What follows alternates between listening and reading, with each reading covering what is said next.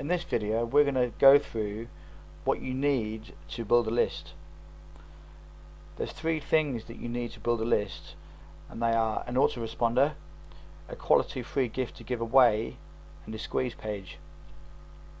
Now the first thing, an autoresponder, this is without a doubt the most important tool of your online business. This is absolutely vital to have, because without an autoresponder you obviously can't collect any leads for your business, you can't generate any prospects, and most importantly you can't generate any buyers, any customers into your business either. So having an autoresponder is definitely the most important thing that you can do. This is the most important tool to have. There's two different autoresponder accounts or services that I would recommend. The first one being Aweber. Aweber is who I've been using for about 3 years now. They're absolutely great. I've got no problems. I've never had any problems with Aweber. The support is really good. If I've ever got any questions, they get back to me really quick. So I've always recommended Aweber. They're a great service. The other service that I would recommend is GetResponse. Between GetResponse and Aweber, over the years I've always had great feedback. People, I've never heard anything bad about Aweber or GetResponse. So they're both professional services, obviously paid services, but if you take your online business seriously, which I hope you do, and that's the reason why you're watching these list building videos, then you need a professional autoresponder. So you've got a choice between Aweber and GetResponse. If you've already got an autoresponder, maybe you're already using Aweber or GetResponse, that's absolutely great. So all you need now is a quality free gift to give away to build your list, and a good high converting squeeze page, but we'll get to that in just a moment.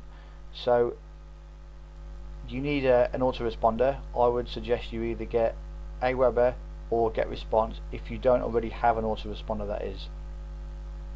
If you want to take the free trial on Aweber, because Aweber offer a free trial, then there is a link below this video where you can access the free trial, and you can go from there. If you want to join GetResponse, then obviously head over to GetResponse. I don't have a link for those because I'm obviously not with them.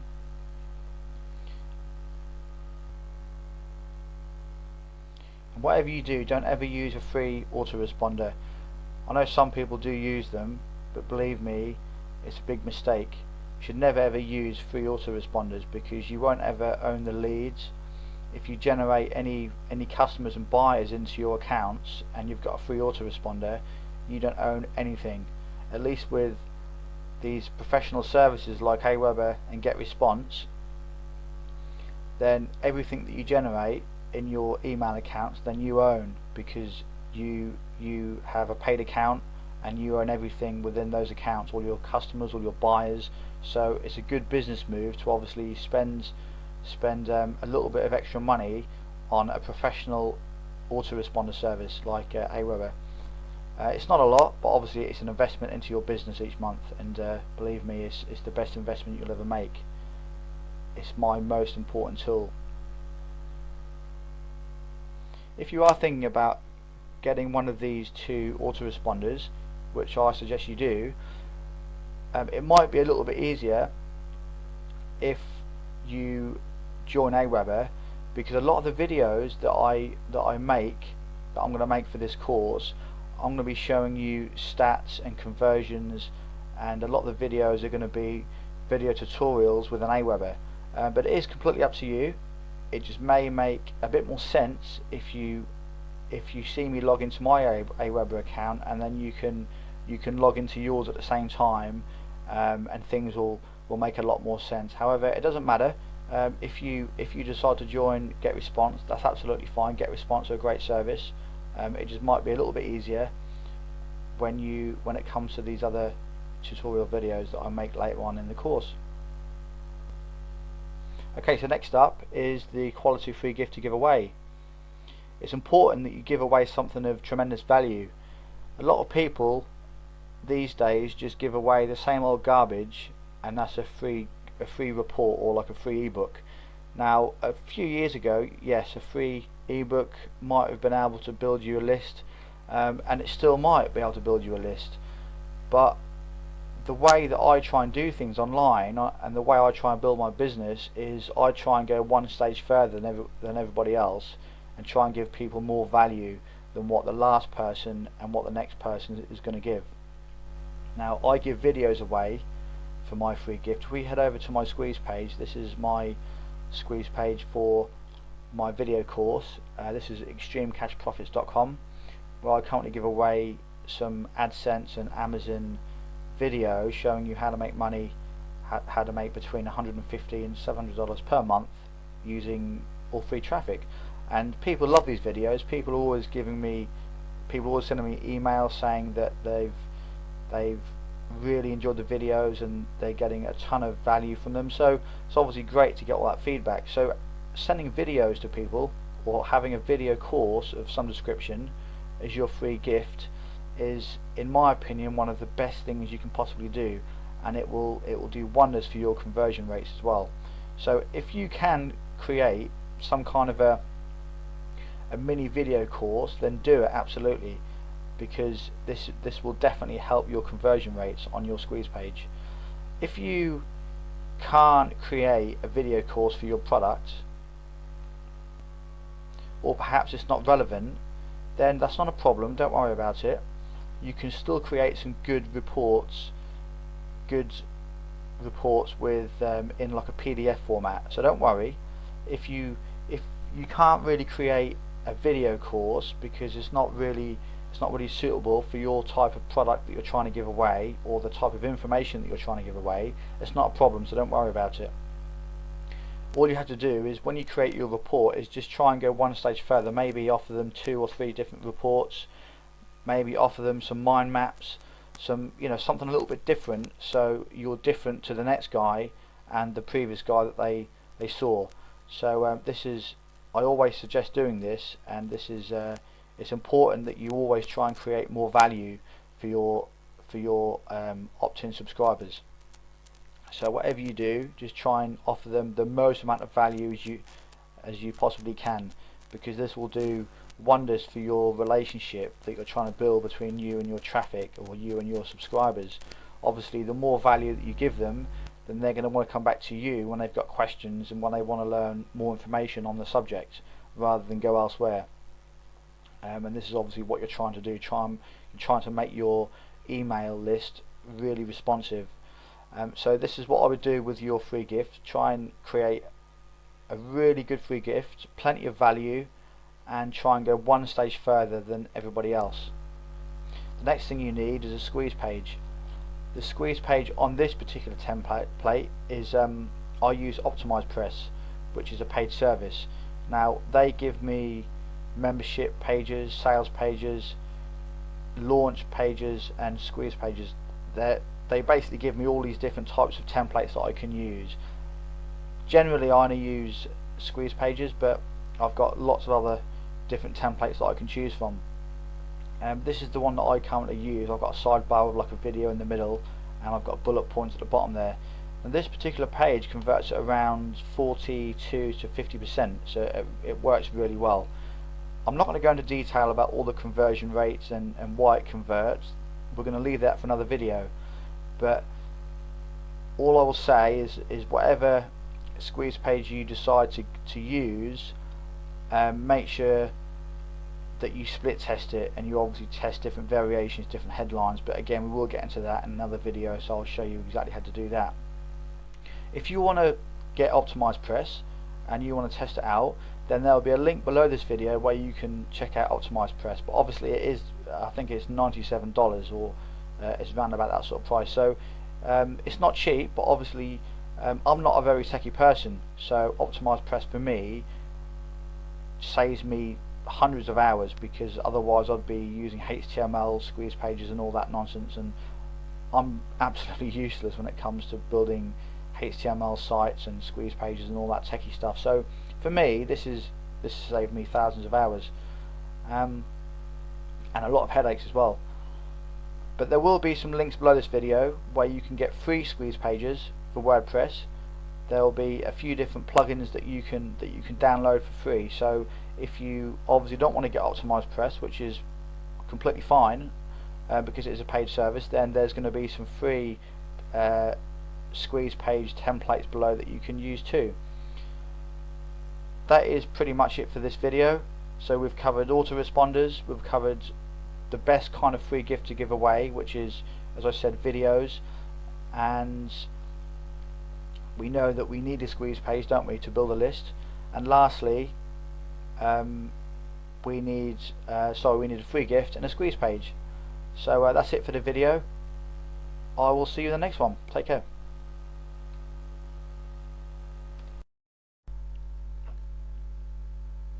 Welcome to the last video in this list building video course. In this short video, I'm going to take you through the entire list building system and also give you a few additional tips to help you along your way. But firstly, let me just say that we have covered a lot of information throughout this video course. We've covered a lot of different techniques, methods, tactics, and I've given you a lot of information to take on board so that you can use all these techniques in your own online business to build your email list super fast. Now these next 5 tips, there's going to be extra tips that I want to give you which are going to help you even more to build your email list bigger and faster, and also some vital tips that are going to help you to build your email list a lot more effectively. And the first tip is going to be on your blog. Your blog is going to be building your email list 24/7. So by this I mean, don't forget to constantly update your blog and build links, leave comments on other blogs, generate new content on a regular basis, because remember, all of your traffic that you generate to your blog is going to be free, or at least this is how I've taught you to basically set up your blog. All of these traffic methods that you see around your personal blog, these are all completely free methods. So as long as you're very active on your blog, over a period of time you're going to slowly generate more traffic to your blog, and then of course you're going to funnel that traffic from your blog into your squeeze page. So it's imperative, very important, that you remain very active on your blog and you constantly update it and you add more content, videos, so that you can generate more traffic and build your email list even bigger. The next tip is you always want to track your blog opt-in boxes or blog opt-in forms. Okay, so whenever you include a sidebar opt-in form on your blog, or you include an opt-in box at the bottom of any of your blog posts, or you have a link in your nav bar, anywhere basically on your blog, you want to be tracking all of these opt-in boxes, because it's very important that you do this so that in a few weeks down the line, or a few days or a few months, if you've converted any of your prospects to customers, it's very important that you know where those prospects have actually come from. So in a few months time you can determine where your most profitable customers are coming from. If there's a little bit of a trend that starts to happen and you see that a lot of your customers come from your blog, then that will obviously make sense for you to put more time in your blog to generate more traffic to your blog, and then obviously that's going to generate more customers. So it's important that you track all of your opt-in boxes, just like I've showed you in the solo ads, but you track your opt-in boxes so you can name it blog opt-in box. This is exactly what I do, and it's very effective and it's very good so that you can see where all your sales come from and all your customers. Next tip is your one-time offers are purely optional from your blog. Now some people don't like to sell something straight off the bat from their blog, and that's perfectly fine and understandable, but obviously from solo ads I do recommend that you use one-time offers, but from your personal blog it's purely optional. So it's something that you've got to decide yourself, and when you set up your campaigns and your autoresponder, that's something you'll have to decide there and then. So one-time offers are purely optional. The next tip is, when you use solo ads, don't forget that you must track every single click and every single ad that you buy. If you don't, you're losing a lot of money and you're throwing a lot of money down the drain. When you buy these solo ads, it's imperative that you track all of the clicks, and so you know that whenever you make a sale and generate a brand new customer, it's imperative that you know where that customer came from. This is very important. So always make sure that you track your solo ads and track them exactly how I showed you in one of the other videos, when you set up a brand new tracking link and you clone your squeeze page whenever you set up a brand new solo ad campaign. It's very important that you do that, so make sure you do it. The next tip, and this is the last tip of the video, always split test until you have a good opt-in rate. I did briefly mention this in one of the other videos, but I will say it again. It's very important that you split test your squeeze pages. Your squeeze page is when that's basically the start of your funnel. So if you haven't got a very good opt-in rate for your squeeze page, then this is going to affect your overall profits for your entire business. So it's vital that your squeeze page has got a good conversion rate. If you're using a certain template and you can't get the opt-in rate over, say, 15-20%, then change the template.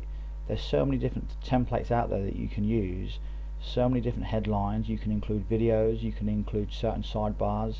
So just test as much as you possibly can. Initially, use the tips that I've given you from the Google Website Optimizer video when you split test, and set up only a couple of different squeeze pages, and then the squeeze page that performs the best, then obviously use that one. The squeeze page that performs the best, use that as your main squeeze page, and then you can make additional split tests from that new squeeze page. So it's very important that you continue to split test until you get to a point where there's nothing you can hardly do to increase your conversions for your opt-in rate, or you're completely happy with your opt-in rate. My squeeze page currently converts between 45 and 50%. Now I've stopped testing on my page because I'm more than happy with my conversion rates for that particular page. So I may test a few other basic templates as well, but for now I am fairly happy. So if you get to a point and you're fairly happy with your opt-in rate, then by all means you can stop split testing for now, and then just continue to build your business and build your email list, as long as you're happy with your opt-in rate. But obviously it has to be good. It has to be at least 40%. If it's not at least 40%, then you're losing a lot of traffic and a lot of subscribers. So make sure it's at least 40%. If you can get it over 50, maybe into the 60s, then that's absolutely fantastic. So this is the last video in the video course. I hope you've enjoyed this complete video course, and I hope now you can go out there and you can build an email list really fast, and you now know exactly what you have to do to set up your business and your sales funnel in order to generate good income online, and most of all, you can make more profits from your email list, because it's all about your sales funnel and it's all about having a system in place. So don't forget, make sure that you constantly update your blog and you generate lots of traffic to your blog over time. Of course it will take time, but while you're generating traffic to your blog, this is when you can use solo ads to bump up your subscribers and your list. Okay, so in time you will generate traffic, more traffic to your blog, but while you do that, you can of course use solo ads. And if you have got a advertising budget, then I would definitely recommend solo ads, as I've said in the video, because they're super powerful. They're fantastic for building your list. As long as you use all the tips that I've given you in my videos, you will do absolutely fine. And just make sure that you have a squeeze page set up, your free gift, and you have a product. If you have those three tools in place, and obviously your autoresponder, as long as you have those tools, then you will do absolutely fine. And if you follow all of the tips that I've given you within my course, then you will see some very good results very soon. Once again, I hope you've enjoyed the video course, and thank you very much for buying the course, and I hope to be talking to you again soon. Take care. In this video, I'm going to show you how to split test using Google Website Optimizer. As you can see, I've logged into my Google Website Optimizer account, and I've already created a test previously. Now this is from a few weeks ago, but I'm now going to create a new test so that I can show you exactly how to do it and how to set it up. So log into your Google Website Optimizer account with your Gmail email address, and then go to create new test. Click this one here, the A/B experiment, and then you've got three things that you need to do. The first thing, you need to choose one page that you want to test. Now in our case it's going to be our squeeze page, and for this example I'm going to use my extremecashprofits.com. Secondly, create alternate versions of your test page. This is of course important because you want to be able to split test.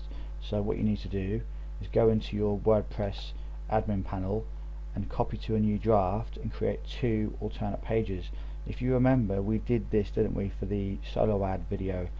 When you track your solo ad campaigns, we came into our squeeze page, didn't we, and we cloned the squeeze page for every new solo ad campaign. So it's basically similar to that. So you just clone it, but then you name it something that's going to be relevant to this particular campaign. So it's going to be, so for this example I've put ST1, which is split test 1, and split test 2, and we've got our main squeeze page URL as well. So we've got those. And lastly, identify your conversion page. Your conversion page is going to be your one-time offer. It's going to be the page where people go to after they've opted in to your squeeze page. So that's going to be your one-time offer. So let's go back here. So yes, I've got all those. Create. Next, experiment name. So just put extreme test or squeeze page, something like that. Squeeze page test. Then original. So what we need to do is put my original URL in here. Copy. It's very simple, the entire procedure. Variation 1, so we put variation 1. Obviously keep it so it's ST1, so it's all going to make sense. And then like that. And then what I would do is just click add another page variation. Obviously you can have as many as you like, but the more variations you have, the more traffic you will need to split test, because obviously the traffic gets equally spread out amongst all of your pages. So there you go, do that, and then underneath we put our one-time offer page. So this is exactly what you need to do.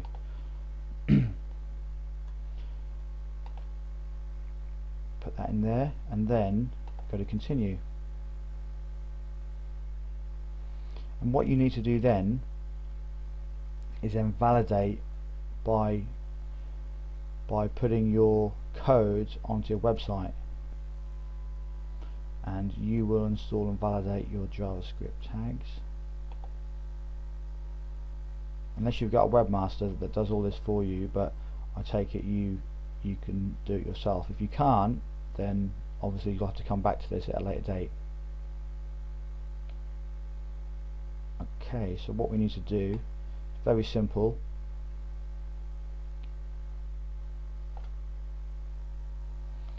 What you need to do is go to your main squeeze page, and you need to copy this code here and paste this exactly where it says here.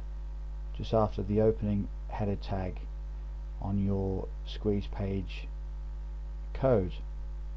Okay, so go into your squeeze page and put your code in there, and then once you've done that, you also need to put a tracking script in your variation pages. So you go to this one, you go to your ST1 and ST2. Don't put the same code in, you need to make sure it's different, because this is for your main squeeze page, and then your tracking script for these are for your variation pages, so make sure you don't use the same one for your main squeeze page and your variation pages. So you copy the script, put it in your variation 1 and variation 2, and then lastly you copy this link here, this code here, and put it in your conversion page, which is going to be your one-time offer. So it's very simple. There's only 3 things you have to do, and that's pretty much as far as I can show you. Once you've done that, you go to validate pages, and everything hopefully will start to function correctly, and then as soon as you start to send traffic to those pages, Google will automatically track, and it will automatically it will send traffic equally to all of the pages over time. So then you will get a good indication, and Google will tell you which of your squeeze pages converts the best. Of course, each of these split tests, you need to make changes in your headline to see what works best for you. Okay, so make sure you obviously do all that, otherwise it's pointless. So you've got your split test 1, split test 2, and your main squeeze page and your one-time offer. Those are all the pages you need. So once you've done all that, validate pages, and then you will, let me see if I can get some information from my previous campaign that I set up. View report. I think I've deleted most of this, but you should be able to, this is basically what you're going to see. It will have some conversions and visitors at the end there, and it'll give you some stats and some results here telling you which squeeze page converts the best. So it's got some good, it'll give you plenty of great information data here as to which page converts the best. So that's pretty much it for the conversion for the Google Website Optimizer video. It's very simple to do. You can of course watch this video a few times to make sure that you do everything correctly, but that's exactly how you split test, and it's very important that you split test your squeeze page, because you want to try and get your squeeze page above 40%. I always say that having a squeeze page that converts over 40% is good. Obviously if it converts at 70-80%, that's absolutely awesome, but 40% is a good benchmark to go from. So try and split test your squeeze pages until they convert at least 40%. It doesn't mean you got to stop as soon as you hit 40 or 45%. Just keep going to see if you can improve them any more, by all means. So this is a vital step of your entire list building campaign. You must make sure that you split test. So I hope you've enjoyed it, and you now know exactly how to split test your squeeze pages really easily and really quickly. I will see you in the next video. In this video we're going to discuss solo ad conversions. After you've purchased your solo ad and you've received all of the clicks from it, then it's important that we look at our stats so that we can determine if that ad was profitable. There's a 5-step process that I usually go through after all of my solo ads are complete. The first thing that I usually do is I go to the Google URL shortener account and just double check to make sure that I've received all of the clicks that I was owed. So say if I purchased a solo ad and they were going to send me 125 clicks, you obviously want to make sure that you've received at least 125. So you come here, check that, and then go straight over to your Autoresponder account, because you need to check your opt-in rate. That's the next thing to do. So for this particular campaign, we'll use this one here. This is a recent campaign that's finished. So my opt-in rate was 46%. Next thing you check is how many opt-ins you got, 69. Next thing you check is EPC. So for that particular campaign, you can see that I've had 150 unique displays, 69 submissions, and 46% opt-in rate, which is fairly good. Now next we need to check our EPC. So I'll get the calculator up. So what we need to do is think about how much we paid for the ad. Now for that particular ad that I just showed you, I paid $35. So what you need to do is put in the amount that you spent on the ad, and then you have to divide that by how many opt-ins you received. Now if you remember, I had 69 opt-ins, didn't I? So you divide 35 by 69, and this will give you your EPC, which in this case is 50 cents, which is very good. This is how you work out all your stats and determine if your ad was profitable or not. Next up, you need to find out how many buyers, how many products you sold from those 69 subscribers. Now for my particular campaign, I think I sold about 6 or 7, so I actually made my initial investment back, plus I may have made an extra couple of bucks. But remember, 5 new buyers into my buyers list, and then the other 64 subscribers are in my funnel, so I could possibly convert a lot of those into buyers and customers as well. So now you can see the power of solo ads. They are very profitable and very powerful. So I now know that this particular campaign for me was very profitable. And another thing you have to bear in mind is that, as I've mentioned previously, is your opt-in rate is very important, because this is how you're going to build your business faster, because the higher your conversion rate on your squeeze page, then you're obviously going to generate more subscribers. So it's in your best interest to split test and test different headlines and different squeeze pages to try and increase your opt-in rate and get it as high as you possibly can. And for me, I can't get mine much above 50%, but I'm happy with just under 50%. It's fairly good. So I have split tested a few times, so if you can get around 50% for your squeeze page, then that's fantastic. So once we determine all of these stats and all of these numbers, we can work out if it's worth us going back to the same solo ad provider and buying some more ads. And this is exactly how you can scale up your campaigns.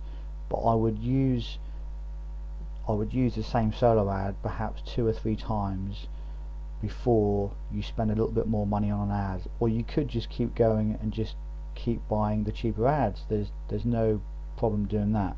Obviously you'll just need to buy more ads on a more of a regular basis, rather than just buy more clicks at once.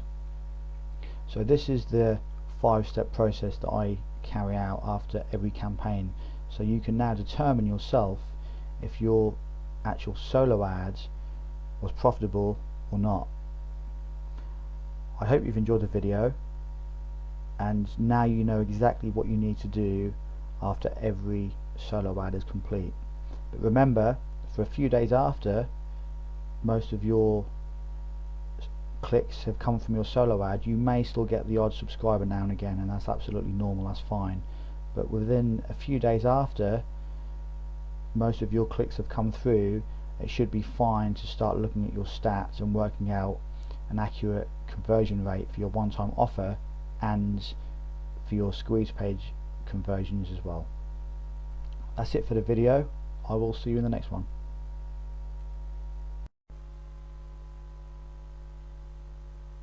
In this video, I'm now going to show you how to set up a brand new solo ad campaign.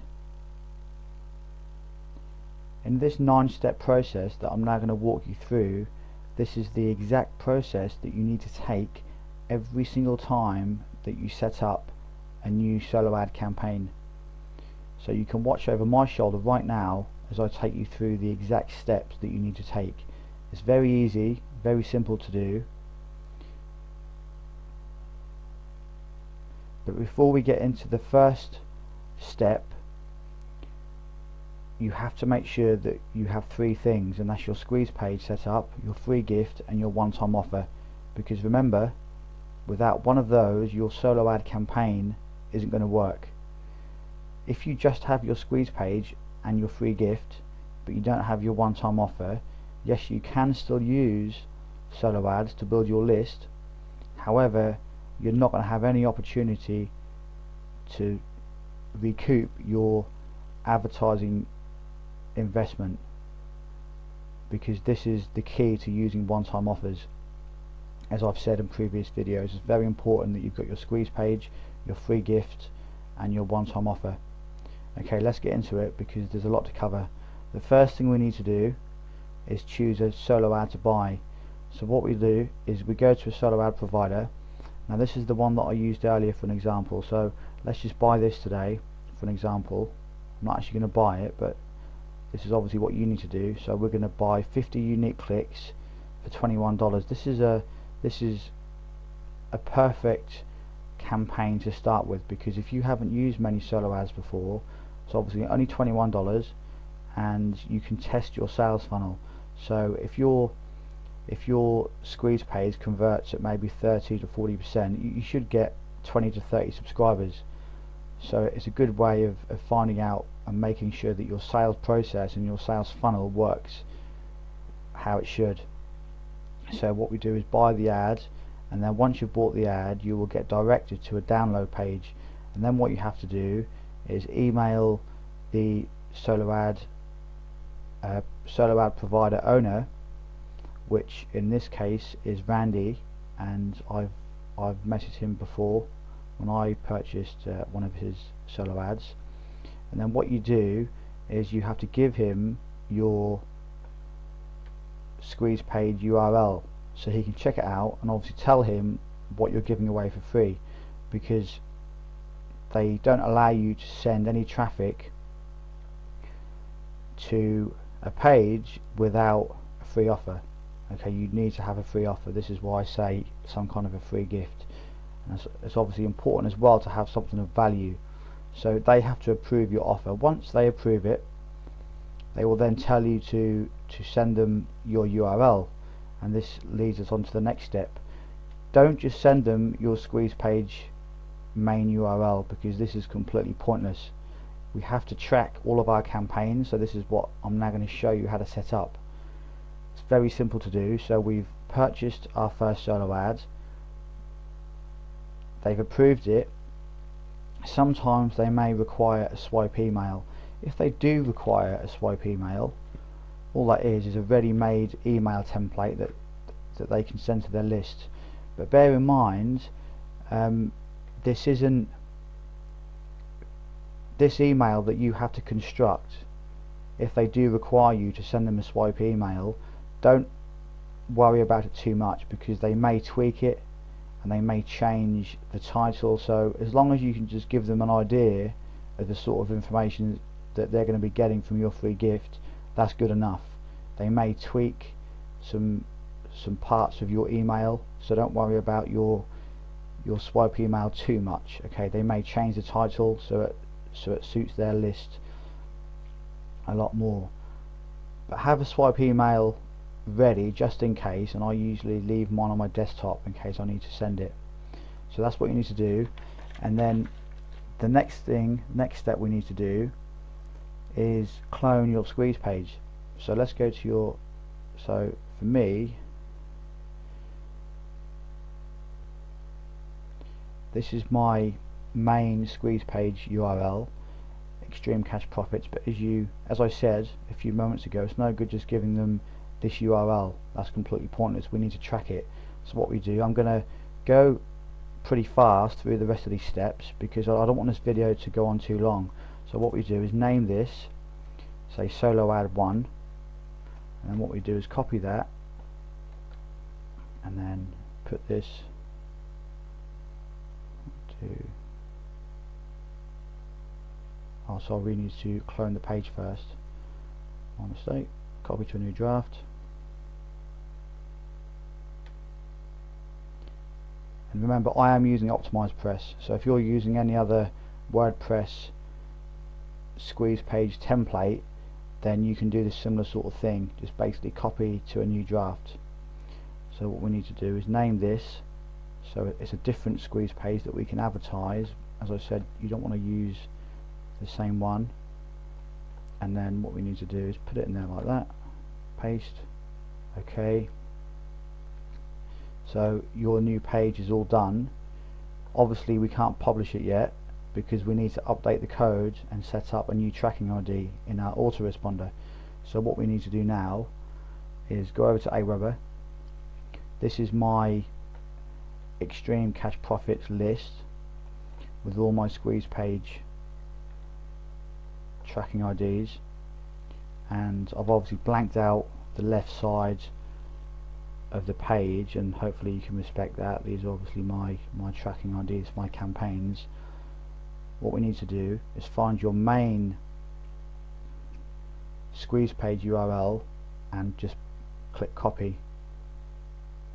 Then what happens is you just have to set up your new clone page, which is very easy. Just go to Save Web Form, go over to Settings, name this, and what I usually do is usually name it with the domain where I bought the solo ad from. So if we go here,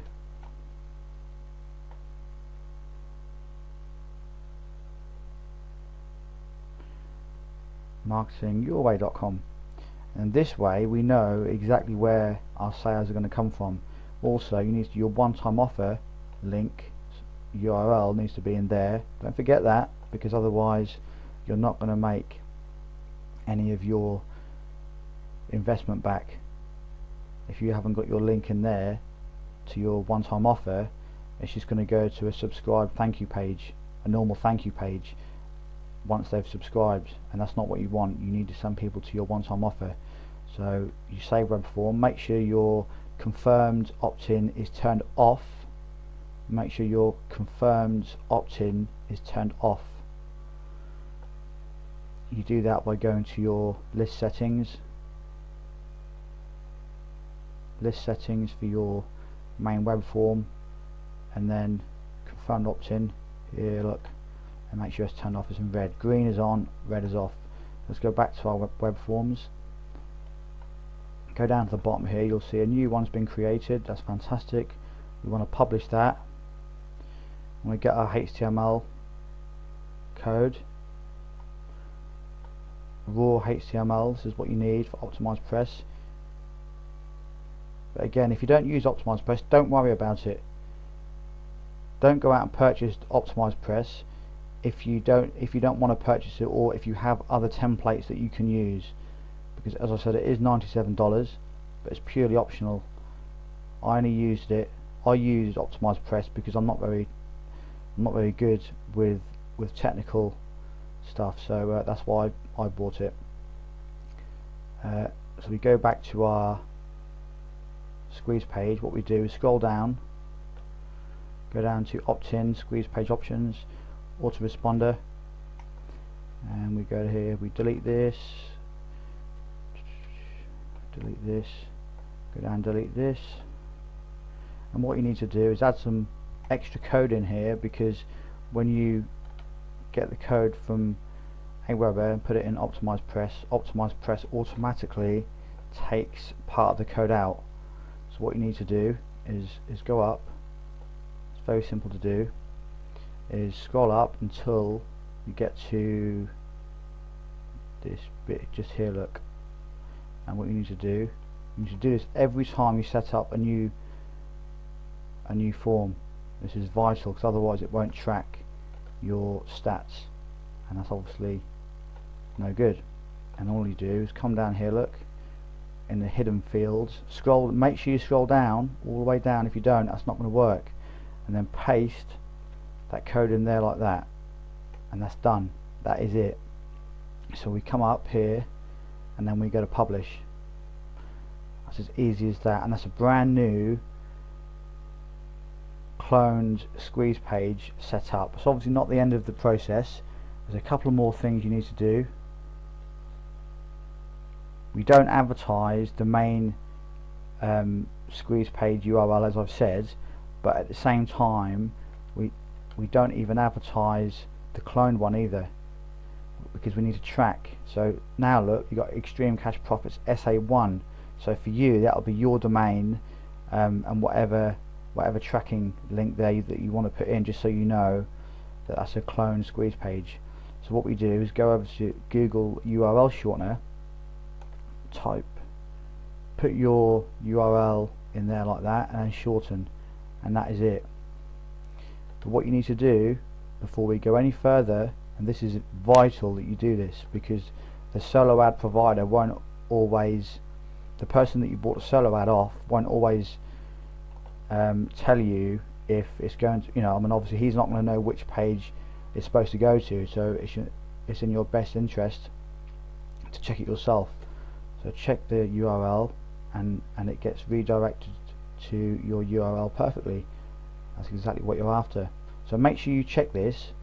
It's very important, otherwise all of your solo ad traffic may go to the wrong place. So what we do then is everything's set up, and what I usually do as a test is put test in there like that, and then just put any old email at gmail.com, and then I test it to make sure that it goes through. So let me just show you exactly what I mean, because this is exactly what I do whenever I set up a new campaign. I go to test and then get instant access, and then here we go, it goes to my one-time offer, and this is exactly what you need to do. Obviously this page here is going to be your one-time offer. This is my one-time offer here, and this is where you can recoup some of your investment on this particular page. So what we do is we get this link here, let's copy that, make sure we've definitely got it, and then we go back to the solo ads, we email the person that you just bought, where you just bought the solo ad off, and you send them your Google URL shortener tracking ID. You do not send them any other link. Do not send them any of your squeeze page URLs whatsoever. You only send them tracking links so that you can see exactly how many clicks that you get. This is important that you do this, otherwise you aren't going to know where you are. Now that's pretty much the end of this video.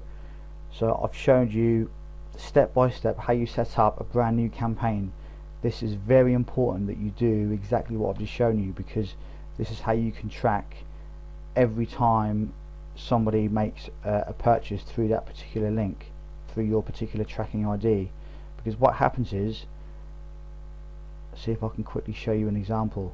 You go to subscribers, if you go to subscribers here,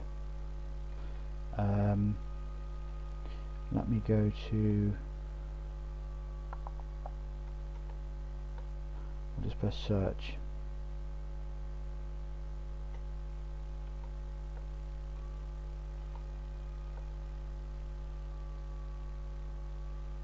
Okay, let me just scroll down. Right, so on the left here where it says ad tracking, that campaign that you just set up, whenever you get a new opt-in, in this box here you're going to have marketingyourway.com appear in there. So as soon as somebody makes a purchase on your one-time offer, you can come into your Autoresponder account and see which tracking ID that person came from as soon as you make a sale, so you know which campaigns will prove to be more profitable than others.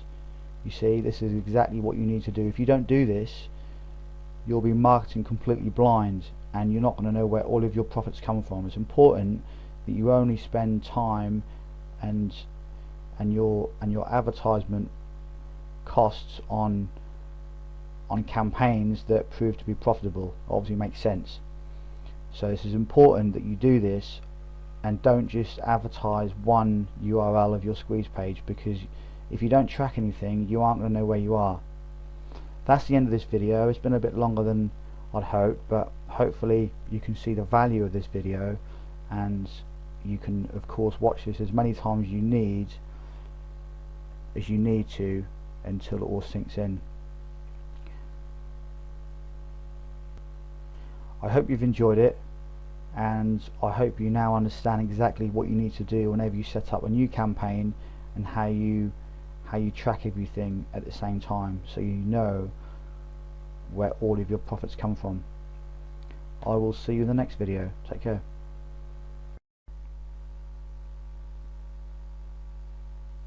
In this video we're going to discuss the sales funnel that you use when you are selling two different products. As you can see, this mind map is similar to the basic sales funnel when you only have one product, but if you have two products then it makes things a little bit more complex. So I'm going to take you through exactly how this will work, and two very important tips that I'm going to share with you when using this particular type of sales funnel. Now, the first tip is, when you sell your first product, the price point should be between $7 and $15. Now this is very, very important. Very important. The reason why you should make your first product very cheap is because at this stage in the sales process and your sales funnel, all you're trying to do is find out if that prospect has the ability to pay. You're trying to find out if they have the ability to pay. This is very important. So that's why that your first product that you offer them should be very cheap. It's no good you offering them a product of $47 or $97 at this stage in the sales funnel, because your conversions will be very low and you don't even know if that particular person has got the ability to pay. So it's very important. So once you sell your low price product to a prospect, he obviously then becomes a customer. So then he's transferred over to your buyers list number one, and then the same process then starts from the start of your buyers list. You continue, you obviously send them the product via email and via a download page, and then you continue to provide value over all of your follow-up emails, and then at some stage you may then offer them another product, and if you do, you obviously then have to think about the price point in which your product's going to be. Now the first one, say for example the first product that you sold, a good start would be between $7 to $15. That would be a good start for your first product. So say if you sold your first product for $10 to one of your customers, or to a prospect which then becomes a customer, so he then gets transferred onto your buyers list, and you sold a product for $10. Your next product that you sell wants to be in the range of $17 to $27. It all basically depends on how much you charge for the first product. So if you only charge $7 for the first product, then I would recommend that for your second product you charge between $17 and $27. If you charge maybe between $10 and $15 for your first product, then your second product wants to be between, I would say, around $25 or $22 to about $37. So again, this is something that only you can decide. It depends how much value that you provide in your courses, in your products. So it really depends on it's all up to you on basically how much that you set your prices at. So a good start though, I would recommend, is around $7 to $11, or $7 to $15, but a good price point which I often start at is $7, because at $7 you find out if your prospect has the ability to pay, which is very important. So after they've purchased your low price product, as I said earlier, they then get transferred to your buyers list, and then they go through your emails, and then if they buy your second product, which is maybe at $27, they then get transferred to buyers list number 2. So all of your buyers list, all of your customers in your buyers list number 2, you know, have purchased your first product and your second product. So your buyers list number 2 are going to be your most valuable customers. And this can of course continue. You can have a buyers list number 3, 4, 5 and 6, so you can continue to offer them different products in different price ranges. So of course you don't want to offer somebody a $300 course as soon as they enter your list. You want to obviously work up in different increment levels. So your buyers list number 3, you could offer them a $77 course, but obviously the more you charge for your courses, obviously the more value that you have to provide. Not that you have to provide, but you know, you should want to provide more value, obviously, if you charge more for your products. So that's the end of this video. This is the sales funnel that you should use when you have 2 products to sell. Just a quick recap, as we've said. First product, don't go over the $15 mark, and a good price point is around $7, but $7 to $15 is good. And then when they go onto your buyers list, number 1, you can then offer them another product, obviously going a little bit higher. So if you give them a $10 course, if they buy a $10 course, you could then offer them a $22 course in your next product. In your next, when they go onto your buyers list, you can then offer them a more expensive product around $22. But as I said, it all depends on how much you charge for your first product, and that then depends on how much you charge for your next product and the next one after that. I hope you've enjoyed the video. I will see you in the next one. In this video we're going to discuss using one-time offers in your sales funnel. As you can see, the screen in front of you, we've included a one-time offer in this particular sales funnel, and it works the same as a standard sales funnel, except that you offer people a low price product after they've opted in. Now there are certain times when you should use one-time offers, and there will be other times when it's purely optional. I'm going to take you through a few tips to tell you the sort of times when you should always use one-time offers and other times when it will be purely your choice. Now the first tip is you must always use one-time offers when you use solo ads. Solo ads are one of my secret traffic resources that I've been using for a while, and they're very, very effective at building your list. But when you use solo ads, you want to try and recoup your investment, because obviously it is paid advertisement, but it is fairly cheap as long as you get some good ads. So with solo ads, you always want to be using one-time offers, because using one-time offers, you will be able to recoup your investment for the ad very quickly, as long as you've got a good one-time offer and you've got a good sales process set up. The next tip is on your blog. When you build your list from your blog, which I hope you do, because it's one of the things that I always recommend, is that on your personal blog you have an opt-in form either below your posts or in your sidebar. When you build your email list from your blog, to include a one-time offer when people opt in from there is purely optional. Okay, this is something that only you and you can decide. Everybody has different products, everybody provides different information, so this is something that you'll have to decide yourself based on your choices and your preferences.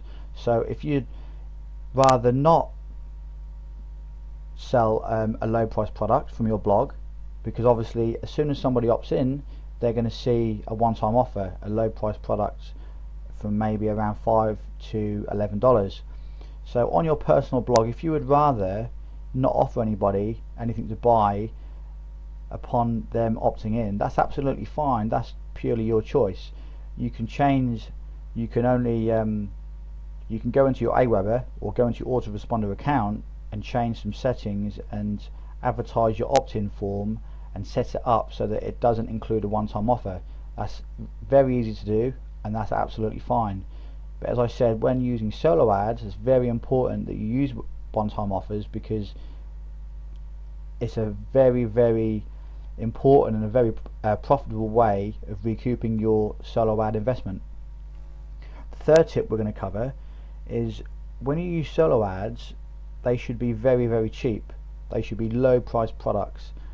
You shouldn't be trying to hit people with $27 products upon them opting in, because remember, it's cold traffic. They don't know you, there's no relationship there, so they're going to decide to buy your product purely on the price point and how much value that you can give them based on the first time they see your sales page after they've opted in. Okay, so just remember that. So your one-time offer product should be low price, and I'm talking around $5 to $11. One of my one-time offers that I currently use converts really well, and I sell it for $5 and it converts really well, but I do give away plenty of value in that product. So I would highly recommend that you stick to around $5 to $11 and don't go above that, because if you do, then your conversions will get very low and you may not recoup your investment for your ad. Of course, during the one-time offer stage, this isn't the only opportunity that you're going to have to make money from new subscribers. Of course, you know, they're going to go into your list and you could make a lot more money down the line. However, it's always good to have the mindset of trying to make your initial investment back very early, because then if you've made your initial investment back from your solo ads, from your one-time offers, then everything else that you get from all those new subscribers will be pure profit. And obviously this is a winning campaign, and this is what we're after, and this is what we're trying to achieve. So let's just go through this quick sales funnel. So somebody opts into your page, they see your one-time offer, and now they've obviously got two choices. They can either buy it or not buy it. If they do, then they go through into your buyers list on the left here, and then you send them their product in the follow-up. They obviously go to the download page, thank you page, they go onto your buyers list, and then after they're on your list, you again, which I always say, is you continue to add value through your follow-up emails. So you've got your email set up here. If they don't decide to buy, that's absolutely fine. It's no problem, because you wouldn't have sold anything anyway, so you haven't lost anything. They come to your prospects list, and then when they join your list, you provide plenty of value, and then over the course of your follow-up email series, if they then decide to buy through one of your emails, then you of course segment your list, as we've mentioned earlier. You segment your list and you send that person to your buyers list using the automation feature, so everything gets done automatically. As I said, you want your sales funnel to work 99% on autopilot. So this is the sales funnel and sales process of using one-time offers in your business, and this can be a very profitable way of making some extra money when using solo ads. So this is something that I would highly recommend that you use when you use solo ads, but again, on your personal blog and in other areas, it is purely optional based on your personal preferences and choices. That's it for this video. Hope you've enjoyed it, and I will see you in the next one.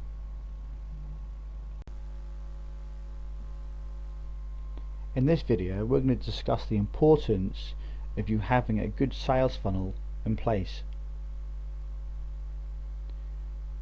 As you can see in front of you, there's a mind map that I've put together. so you can see how a basic sales funnel works.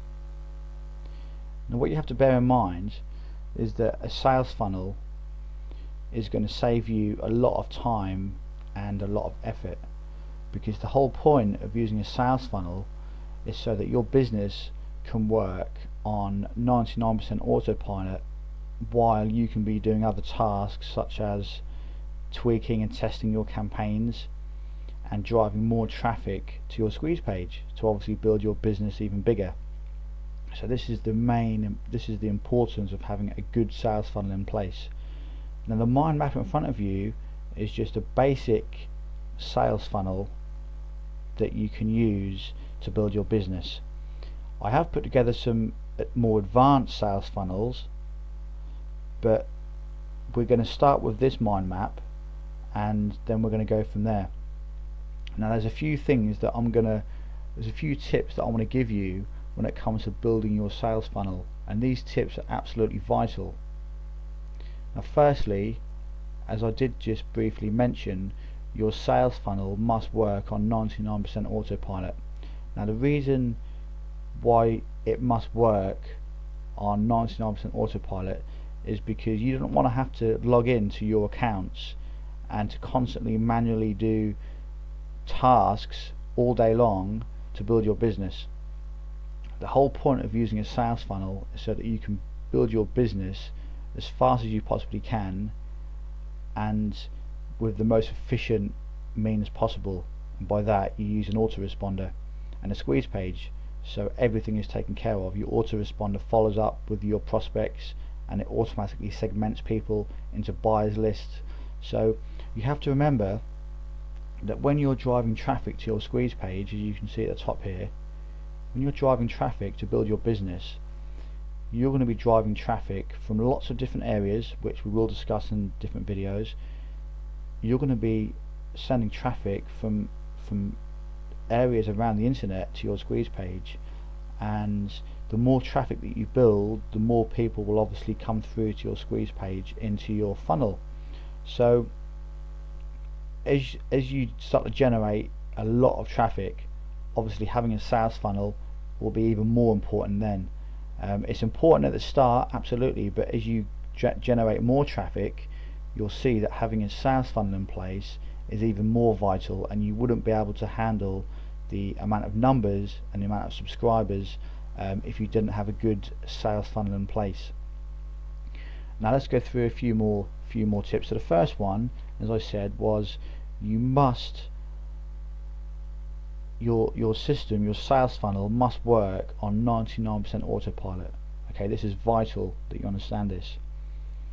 There's going to be a few tweaks that you'll have to make. You'll have to log in occasionally and make some tweaks to your campaigns and add some follow-up emails, obviously change products, add lists, but the core of your sales funnel must be on 99% autopilot. The next thing we're going to discuss is you must segment your buyers from your prospects. So as you can see here, people opt into your list, they come through to Aweber, they're now on your prospects list. You give them the free gift, the free email course, or the free video course, free ebooks, whatever they've signed up to get. Then you continue to provide value, and then you follow up with them in your emails. And if that person then buys, as you can see at the bottom here, I've put buy your product for $27. It could be $7, it could be $5, it could be $97. Whatever price point that you place on your product, as soon as that person buys, you absolutely must segment your list. You must then send that person to a download page where they will automatically get placed in your buyers list. Now the way this works is when that person buys a product, you would have created a separate download page with an opt-in form. So what you do after that person has bought your product and they've paid you through PayPal or whatever other means, they pay for the product, and then you send them to a download page with an opt-in form on. and once that person opts into that new list, into the new form, then that person will automatically be subscribed to your buyers list, and at the same time automatically unsubscribed from your prospects list. Now the way this is going to work on complete autopilot is by using a feature called automation. This automation feature, or at least this is what is called in Aweber, is called automation, and you can set it up so that as soon as somebody subscribes to one list, they will automatically be unsubscribed to a different list. So in this case, you obviously want people to unsubscribe from your prospects list as soon as they make a purchase, which obviously makes sense. You don't want to send people that have bought your product the same stuff, the same emails. So this is why it's vital that you must segment your lists between prospects and the people that buy, i.e. your customers. The next thing we're going to discuss is you must have some follow-up emails in place when you send people into your funnel. Now by that I mean you must have a few emails set up so you can follow up with your prospects and your customers. Don't just think that this means your prospects, this means your buyers as well. So when somebody enters your list and they come through, you want to have at least 2 or 3 emails set up so they're going to get some information. Okay, this is very important. At the same time, don't think that you need to have lots and lots of emails set up, like over 2 months worth of emails, because there's no need for you to have that many emails set up initially, because sales funnels get developed over time. So from the start, then all you need from the start of as soon as you have built the core of your sales funnel, as you can see in front of you, your squeeze page and your prospects list, and you've created your product and you've got a buyers list. As long as you've got a few different emails, 3 or 4 will be absolutely fine to start with, then that's fine, that's all you need. You can always add extra emails over time, and then the same goes for your buyers list. When people buy your product and they go to your buyers list, you'll have a few follow-up emails in place, and again you can always add follow-up emails to both lists in time. So don't worry about it at the start if you haven't got many emails in place. As I've mentioned previously, in the videos that I give away for free on one of my other lists, I've currently got about 30 days worth of emails, but I didn't build that straight away. That took me a few months to obviously develop my sales funnel, so I had all that content, because it obviously takes time to provide all this content within your follow-ups, because they are, I mean, for me they're like big articles full of plenty of juicy content, so it does take time. So don't worry about it too much if you've only got 3 or 4 emails. If you've got the time to gradually increase your follow-up emails, maybe like 1 every few days, that's great, but initially don't worry about it too much. 3 or 4 will be fine to start with, and the same for your buyers list. So this is your basic model of your sales funnel. This is a very, very basic model. However, you could build your business very, very well by using this one sales funnel model alone, because you're sending people to your squeeze page, they go into your prospects list, and you continue to add value over time, and then as soon as that person buys a product, you then segment your list and send them to your buyers list, so they are then no longer on your prospects list, they're actually a customer of yours on your buyers list.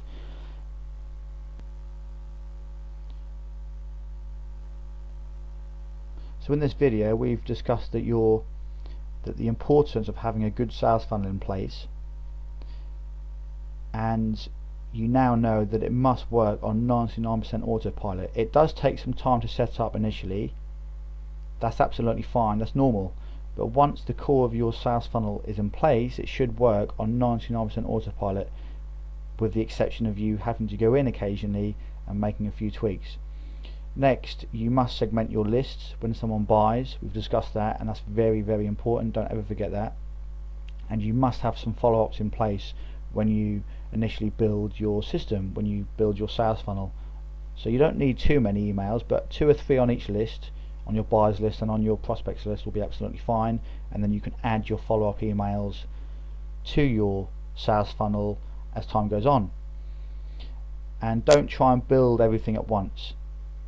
So when you initially build your sales funnel, you can always add plenty more content over time. So don't worry about having a massive sales funnel in place from the start where you follow up over like 2 or 3 months.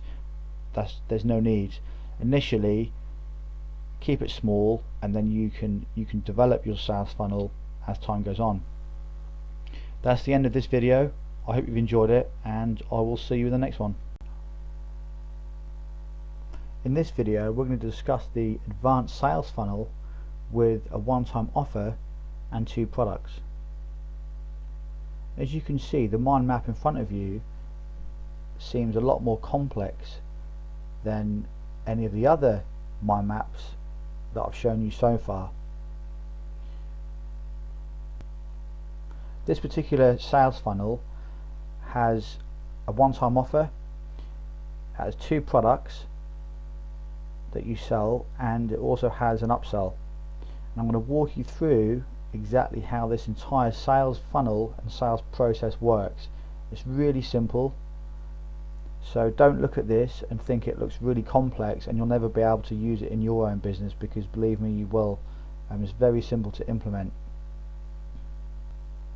So firstly, I'll walk you through the entire process, and then I've got 2 tips that I want to give you that are vital when using this particular sales funnel. So as you can see at the top here, we've got our squeeze page as normal. So people come into your squeeze page and you present them with the one-time offer, which, as I've told you before, you want to make it between $5 and $11 for maximum conversions. Obviously anything more than 11, then your conversions are going to start getting really low.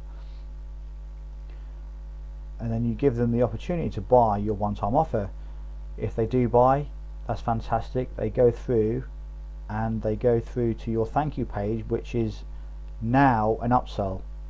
So what you do when they buy the product, when they pay for the product through PayPal, you then redirect them from PayPal to, which would usually be the download page where they download this particular product that they've just purchased.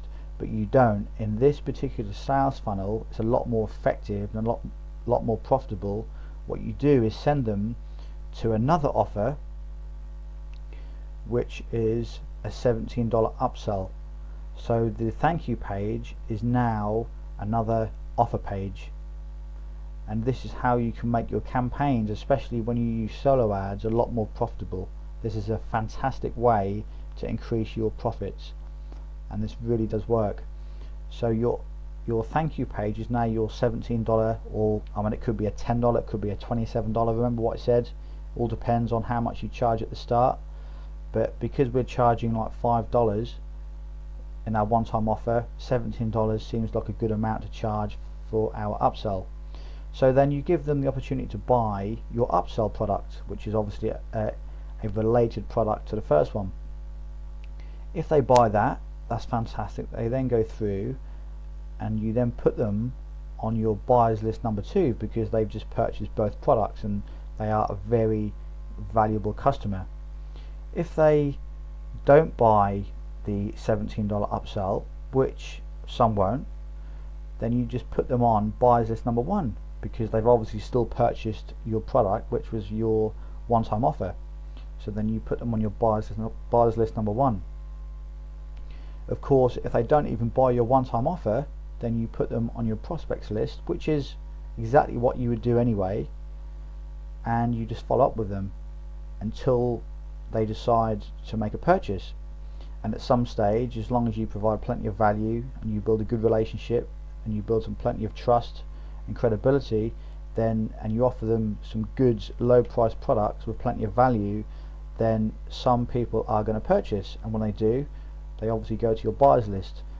And as you can see on the left here, at the far left, you can even give them a second upsell on the thank you page from your $17 product. But again, this is getting into really advanced stuff, but I will touch this at the end of the video. But I'm going to take you through a couple of tips right now which you must remember to implement when using this particular sales funnel. And the first tip is, on your one-time offer page, you mustn't offer them the same product within your emails at the same price. Okay, so say if you offer them a $5 product on your one-time offer page, and in your follow-up sequence emails you're trying to sell this same product, which is completely fine.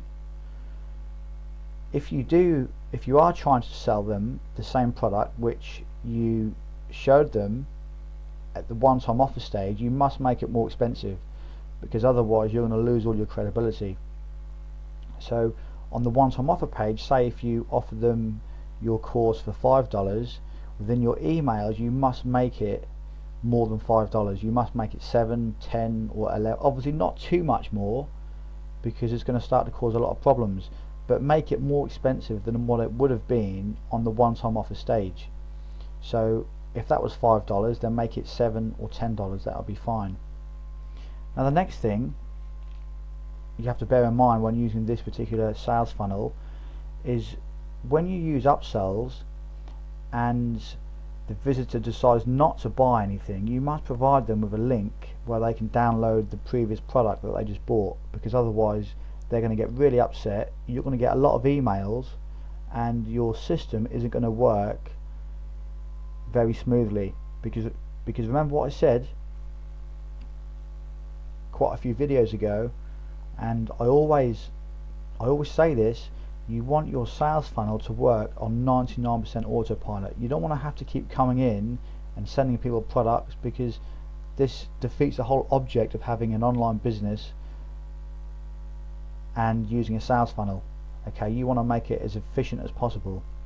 Obviously you're going to have to make some tweaks and come in and change some things now and again. That's fine, but you obviously don't want to come in and have to send people products all the time. You want your system to do that for you. So when you send people to the $17 upsell page, so remember, someone's bought your one-time offer, and when they're about to download it, PayPal sends them to a different offer page rather than the download page.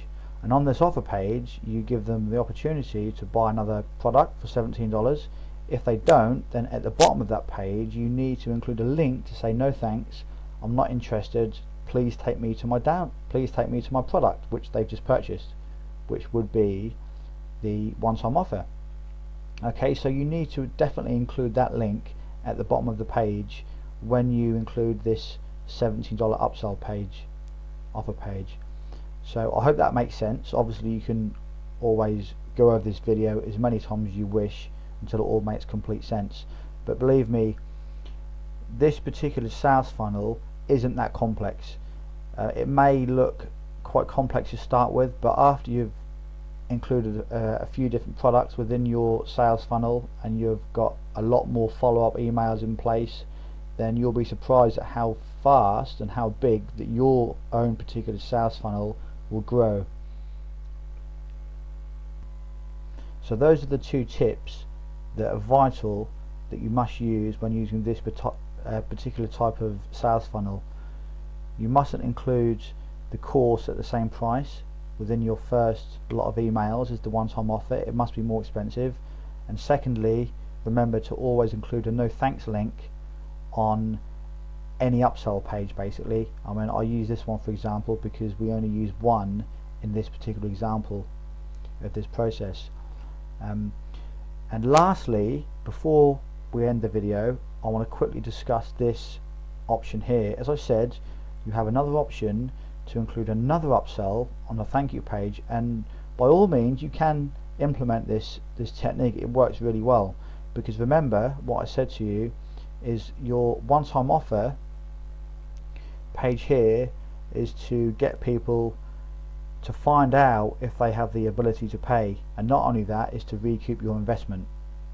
And once they get to the $17 offer page, if they buy that, you obviously know they're a very hot buyer, and they're going to be in your buyers list number 2.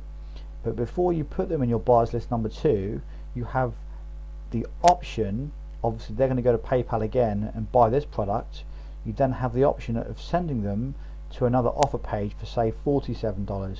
Now again, this is purely optional. 1 upsell is usually fine, but 2 upsells, if you'd like to implement any more upsells in your sales funnel, again, this is for you to decide only, and this is purely optional, and this is something that you have to decide yourself. But you could include another upsell, but remember what I said, always include a no thanks link at the bottom of the page so they can download their previous products, so you don't upset anybody or you don't start getting emails again. You want your system to work 99% on autopilot. So this is another option for you to consider when you build your sales funnels out. So I hope this video has made sense on what your end process should look like, your end sales funnel. This is pretty much how your sales funnel should look. You should have a one-time offer. I mean, definitely when you use solo ads, you should have a one-time offer, obviously a prospects list, a buyers list, a buyers list number 2, and have some upsells in there as well, because having upsells definitely increase your profits, especially when you use solo ads. But in general, you can use upsell pages as well. They work really well. But again, it's purely your choice. Once you get to a stage where your sales funnel begins to really grow and get a lot bigger, you can obviously then make your own decisions as to how many upsells and downsells and where you want all your visitors and traffic to go when they go through your funnel. So your sales funnel pretty much gets developed over time. It's not something that I can directly tell you the best type of sales funnel for your own business. It's something that you have to develop yourself, but there are basic sales funnels that you can use to start with, which you must use, otherwise your business won't grow at all. And so far in the videos that I've shown you, these are all sales funnels that you can use in your own business to start growing your business and to start building your email list effectively. That's it for this video. Hope you've enjoyed it, and I'll see you in the next one. In this video, I'm going to show you how to create high converting squeeze pages. The first thing we're going to discuss is the headline of your squeeze page. The headline of your squeeze page is the most important part of your entire squeeze page, because this is the first thing that people see when they come to your page. So you've got to make sure that you've got a good headline with a good call to action, and it makes people want to read more, and it makes people want to stay on your page for longer to find out more. The first tip is going to be use power words in your headline. Power words, I mean words like reveal, free, basically words that really pull people in, and it creates attention. I've also used the words cash sucking, because cash sucking is a lot better than using the word making. I mean, I could have put how to make money with AdSense and Amazon affiliate sites, but that doesn't sound very good, does it? So I chose the words cash suckings because it basically improves conversions and it holds people to the page more, and this is exactly what you're trying to accomplish with a squeeze page. So I use a lot of these different power words in my headline. Now what I've done is I've included a big list of power words below this video, so you can copy and paste them into a notepad of your own, and you can use all those power words when you want to make your own headlines for your own squeeze pages, and they're going to help you a lot. So there'll be a big list below this video, so grab them when the video's over. So the first tip is to use power words in your headlines. This is imperative that you do this, because without power words your headline won't look very exciting, and it's not going to pull people in, and people aren't going to want to stay. It's just a fact. Okay, headlines need to pull people in, otherwise your conversions are going to plummet, and if you haven't got good conversions, then this entire list building system that I'm going to teach you isn't going to work if your conversions are really low. I mean, it will actually work, but you're going to need a lot more traffic to get subscribers, and obviously that's, you know, the key is to try and get as many subscribers with the smallest amount of traffic. So so make sure you include power words in your headline. The next thing we're going to discuss, the next tip, is include videos in your squeeze pages, because they generally increase conversions. Like I say, generally, sometimes there will be a few exceptions when you may include a video and it might actually lower your conversion. However, most of the time videos will increase your conversions, whether it be a screenshot, kind of a screen capture like what I do in this video, or you could actually show yourself on video. So any type of video generally increases your conversions, because people love to watch videos. But that's not to say that if you always use a video you're always going to get a better conversion rate than if you just use text. But this is where your split testing comes in. Obviously you need to split test a capture page, or a squeeze page that you create with a text headline, and a completely a squeeze page which is made up of mostly text, and split test that against a squeeze page which has a video on it, and then you can then test to see which squeeze page converts the best. Tip number 3, you want to try and use numbers in the headline. As you can see, I've used $150 to $700 per month. Numbers always hold people's attention more, they create more attention. So again, numbers in the headline are a big one. I always try and use numbers in my headlines. They work really, really well. Next thing is the bullet points. Bullet points are really important.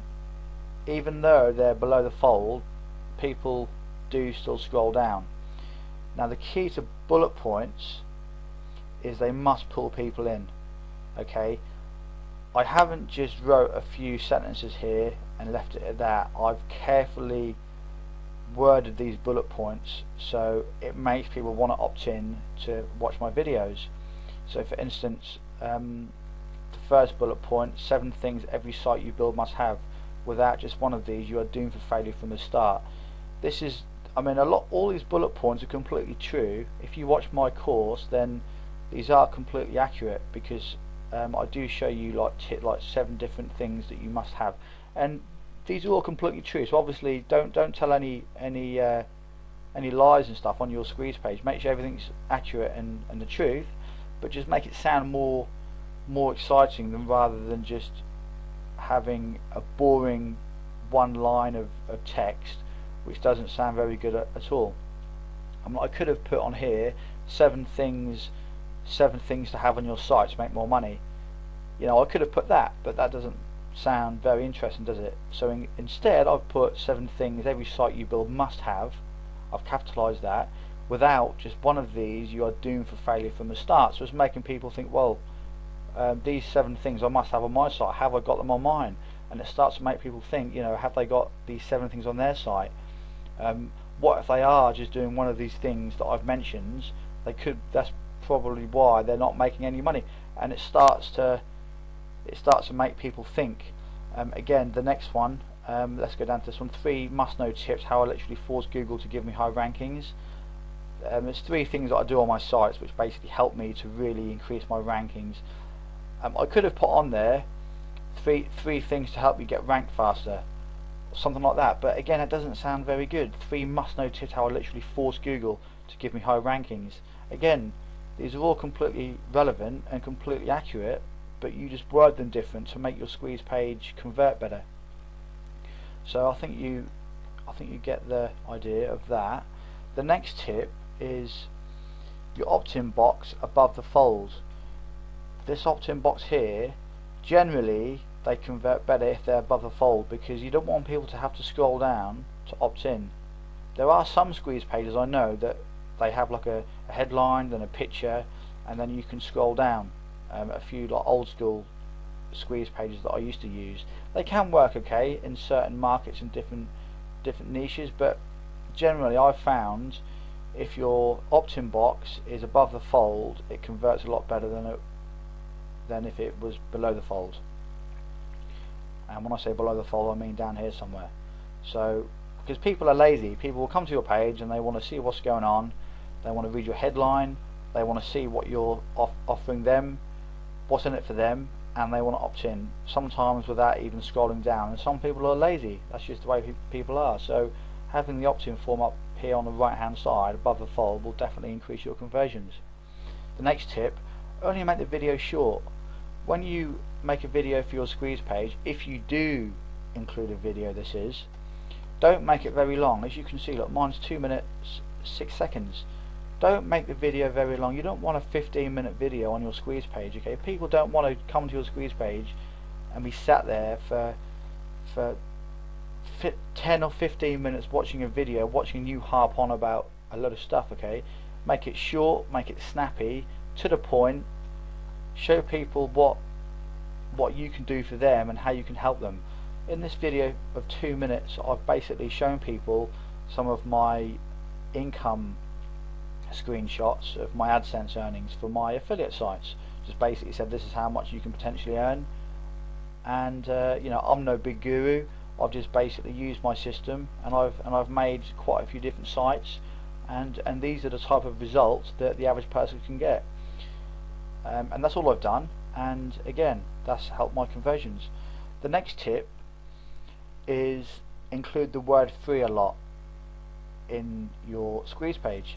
I briefly mentioned this earlier, but I've mentioned it there, I've mentioned it there, and underneath there, so that's 3 times. Again there, that's 4 times. Again there, it's 5 times.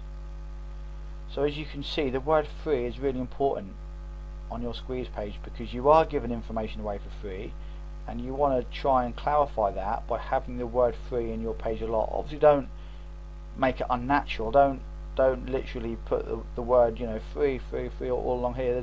There's no need. Just fit it into your squeeze page naturally, but try to obviously include it at least 3 to 4 times at least. So this will definitely improve your conversions, because obviously people like anything that's free. The next thing is professional looking pages will improve your conversions generally. Again, I say generally because there's going to be a few exceptions. You may have all these fancy pages, and then you might do a split test, use a basic page, and the basic page might outperform the really good flashy page that you've got. In some cases, yes, that does happen, but generally, most of the time, the types of pages that convert better are ones like this, as you see in front of you. This is from Optimized Press, and it's got a good call to action on the side here. It's got a professionally looking design template, so everything's clean, and it's even got a Facebook icon there, so people can share this page. So generally, if you've got a professional looking page, then it will convert a lot better than a general HTML ugly looking kind of a page.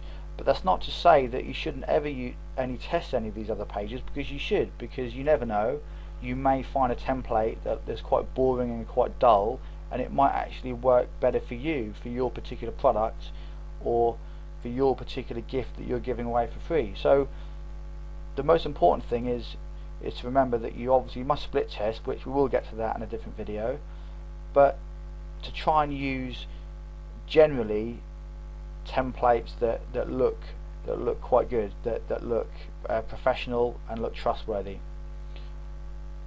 They're pretty much all the tips for the squeeze page. This is how I can convert 42 to 50% of my of the traffic that comes to this page because of everything that I've just given you.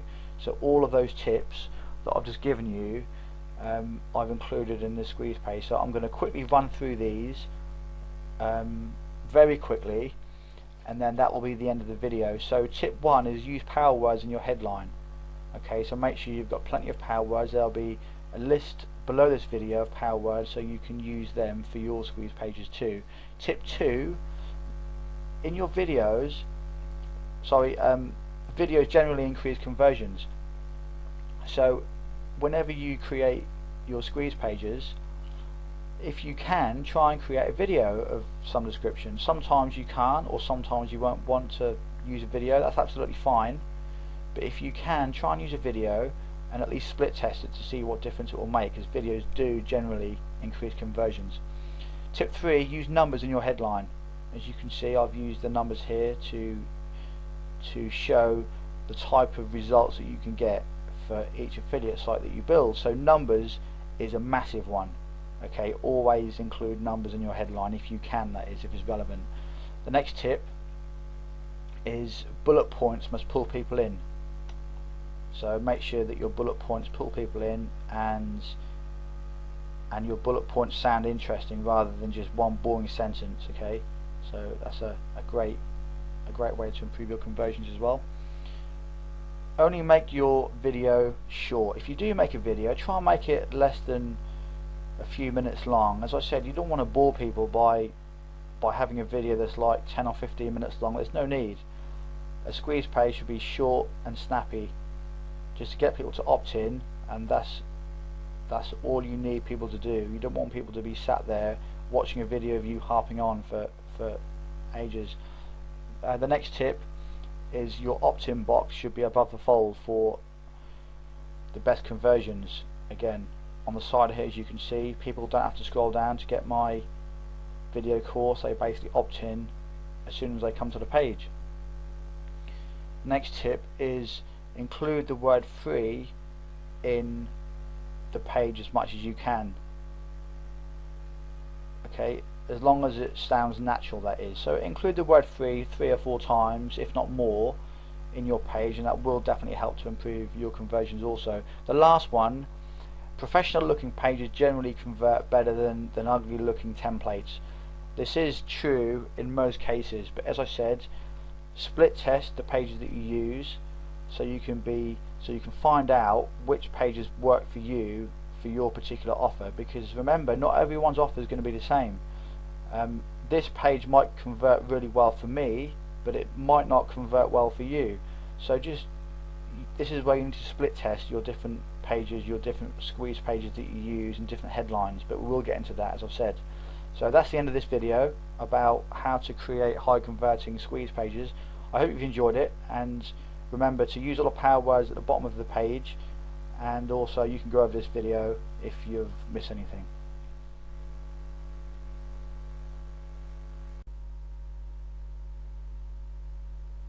In this video, we're going to discuss the best way for you to build your list with all free traffic. As you can see, the mind map in front of you, we've got our personal blog at the top there with all of our traffic methods set up, driving traffic to our blog, and then we will of course send all of the traffic from our blog to our squeeze page and to our email list. And this particular tactic that you see in front of you, this is the most powerful way to build your email list, and this is the most powerful way to build your business, because the way your blog is going to work is it's going to act as a pre-selling tool, and it's going to build trust and credibility for you, so that when your visitors subscribe to your list, they will already be much more qualified and targeted, rather than sending cold traffic from these traffic methods directly to your email list, directly to your squeeze page. Let's just run through some of these traffic methods, and then I'm going to give you 3 very important tips at the end which are vital when you're using this particular method and this particular process when building your email list. Now, the first one, social media. It's obviously very important. So you can create Facebook pages and funnel traffic to your blog from your pages. Create articles. Ease on articles are a good directory.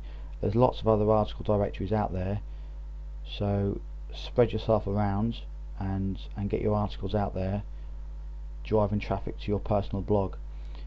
SEO, so this is going to be from Google, Bing and Yahoo, but obviously don't spend too much time trying to generate traffic from search engines, because if your rankings do ever drop, then obviously you're going to lose a lot of traffic if you get most of your traffic from search engines.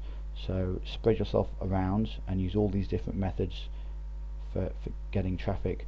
Your email list, you can drive traffic from your email list to your blog posts. So if you've got any good blog posts that you think your email list will like, then send them to your blog, and although they will of course already be on your list, so they're not going to actually be able to sign up, they will still help you to build your list, because they will give you exposure to your posts. If you've got any social media icons, which you should have, like Facebook, StumbleUpon, Digs, Google Plus ones, then the more exposure you get to your blog posts, then this is going to help you to build your list even bigger by getting more traffic to your blog posts and your blog. So your own email list, the bigger it gets, will just help you even more to build your business. Videos, so you can use YouTube to upload some videos and drive traffic back from YouTube to your blog. That's a great way of getting plenty of traffic. Free reports. This one is a good little way of getting plenty more traffic. So if you release any free reports out there to your subscribers, obviously tell everybody that they can pass it on to whoever they want. You will get viral traffic from lots of areas. Obviously that's all coming from your report, but if people give your report away for free to their friends, then you can get a lot of traffic, as long as you leave your links within your report back to your blog, then you will generate plenty more traffic. Social bookmarking, this is going to be from places like Dig, StumbleUpon, so this will give you some good traffic. You know, as long as you write good quality articles on your blog, then this will all help for you to get exposure, and of course build you some social bookmarking links, which are always going to be helpful.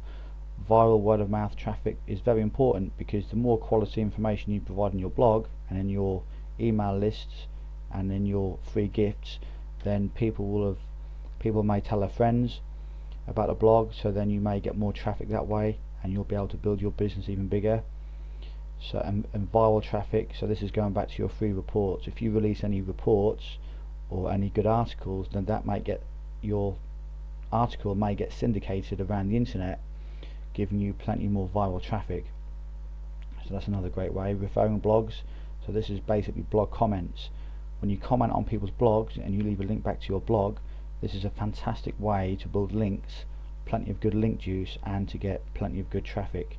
So try and take part in discussions and other blogs, obviously in the internet marketing niche, and you'll be surprised how much extra traffic that you'll generate.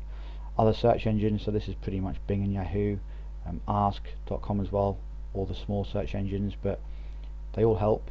So in time you will start to generate more traffic from those search engines. And forums as well. Forums is one of the best ways to generate some high qualified traffic, because obviously if somebody's part of a forum, then they're obviously passionate about that particular interest. So this is a great way to build your list. You can generate some very highly qualified visitors and traffic from forums. So as long as you've got a link in your forum signature or your forum profile coming back to your blog, then this will definitely be effective. So these are all the traffic generation methods to use.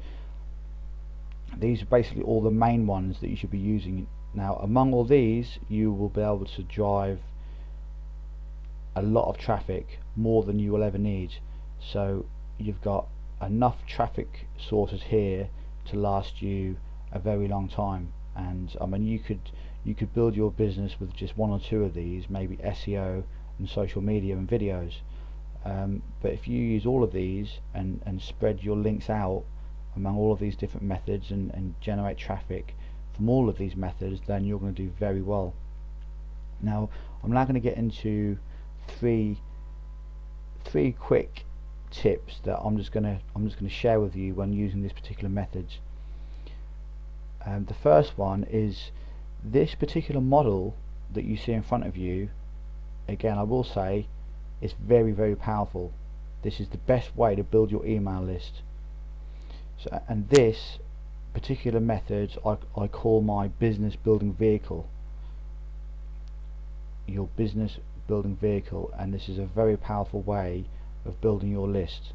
So don't ever forget that this is the best way to build your email list. So this is where you want to be spending most of your time of creating content and links.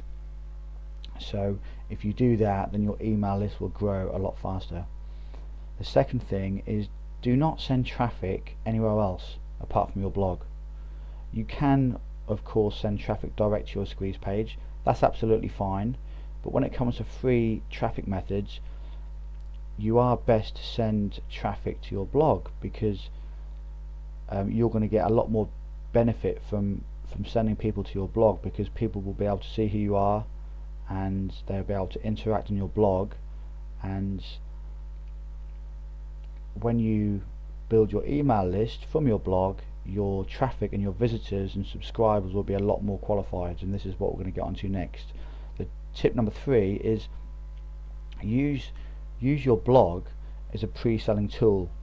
This is how I use my blog, and this is the best way to build your email list and to build your business.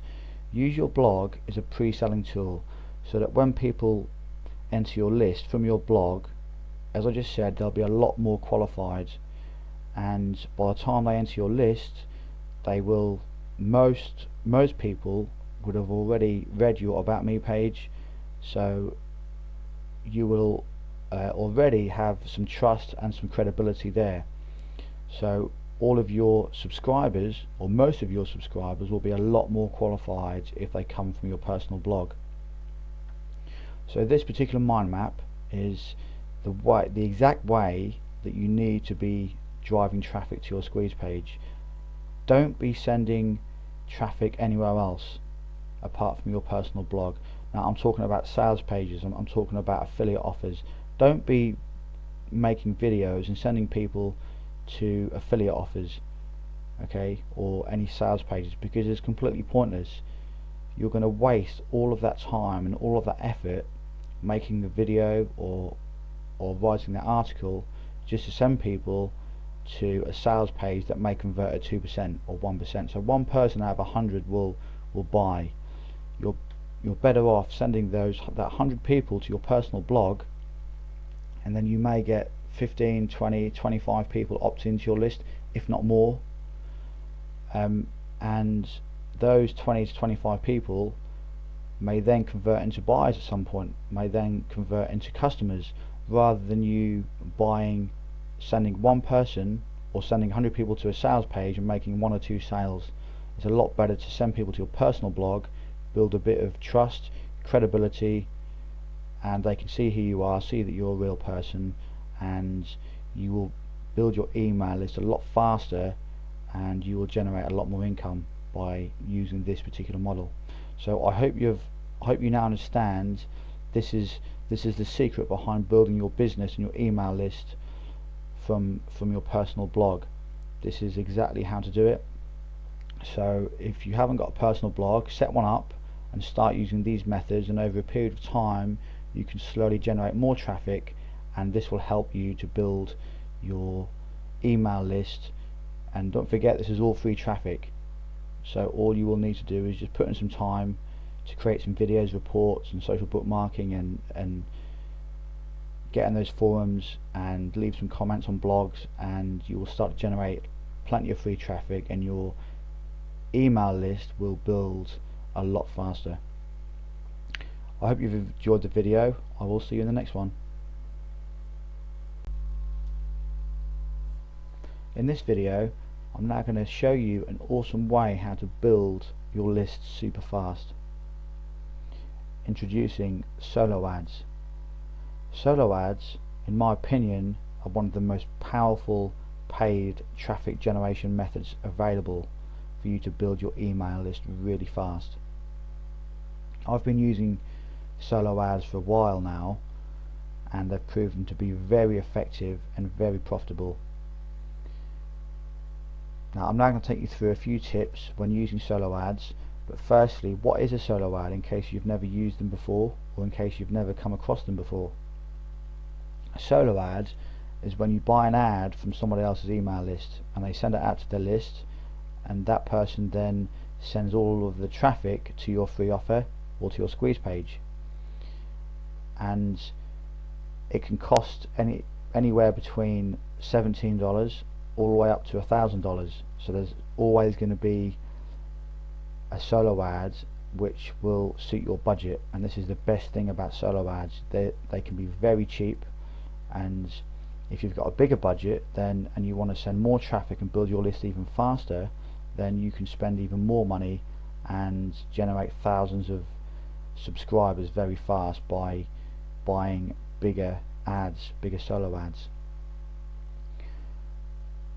Now the first thing is, when you use solo ads, the best thing is if you've got a good sales funnel in place, you can break even when you buy solo ads and even make money on the front end. So do you remember what I said to you in the other videos about the sales funnel process, about having a good one-time offer? This is when it's very important. All of that information that I've given you in the mind maps, this is now where you see how important it is to have a good one-time offer and a good sales funnel. So when you use solo ads, you should be using a one-time offer, and the reason is so that you can reap some of your advertisement costs back. You can recoup some of your costs back from when you pay for your ad, and often you can even make some money on the front end. So this is the great thing about solo ads, but obviously you will have to test and you will have to see which solo ads work best for you, because everyone has different offers, everyone's got a different squeeze page, so different solo ads work better for different people and different offers. So this is obviously where you have to test and track, but I will show you how to do that in a different video. So that's why solo ads are so powerful, because you can break even when you send traffic to your page and you can even make money on the front end by making a profit when selling your one-time offers and your upsells from your one-time offers. If you remember, I explained this in those mind maps. So it's very important to have a one-time offer when you use a solo ad. In my opinion, solo ads are the best way to use to build your list really fast. There's three things about solo ads. They're fast, they're simple, and they're effective. They work. So solo ads are definitely something that you should consider if you've got an advertising budget and you're looking to build your list. Obviously it has to be in the internet marketing niche. There are some solo ads that you can purchase in other areas and in other niches, but it's not something that I get into. I mainly work in the internet marketing niche, and obviously that's what this course is about. So solo ads are fast, they're simple, and they work, they're effective. So that's the reason why I use them.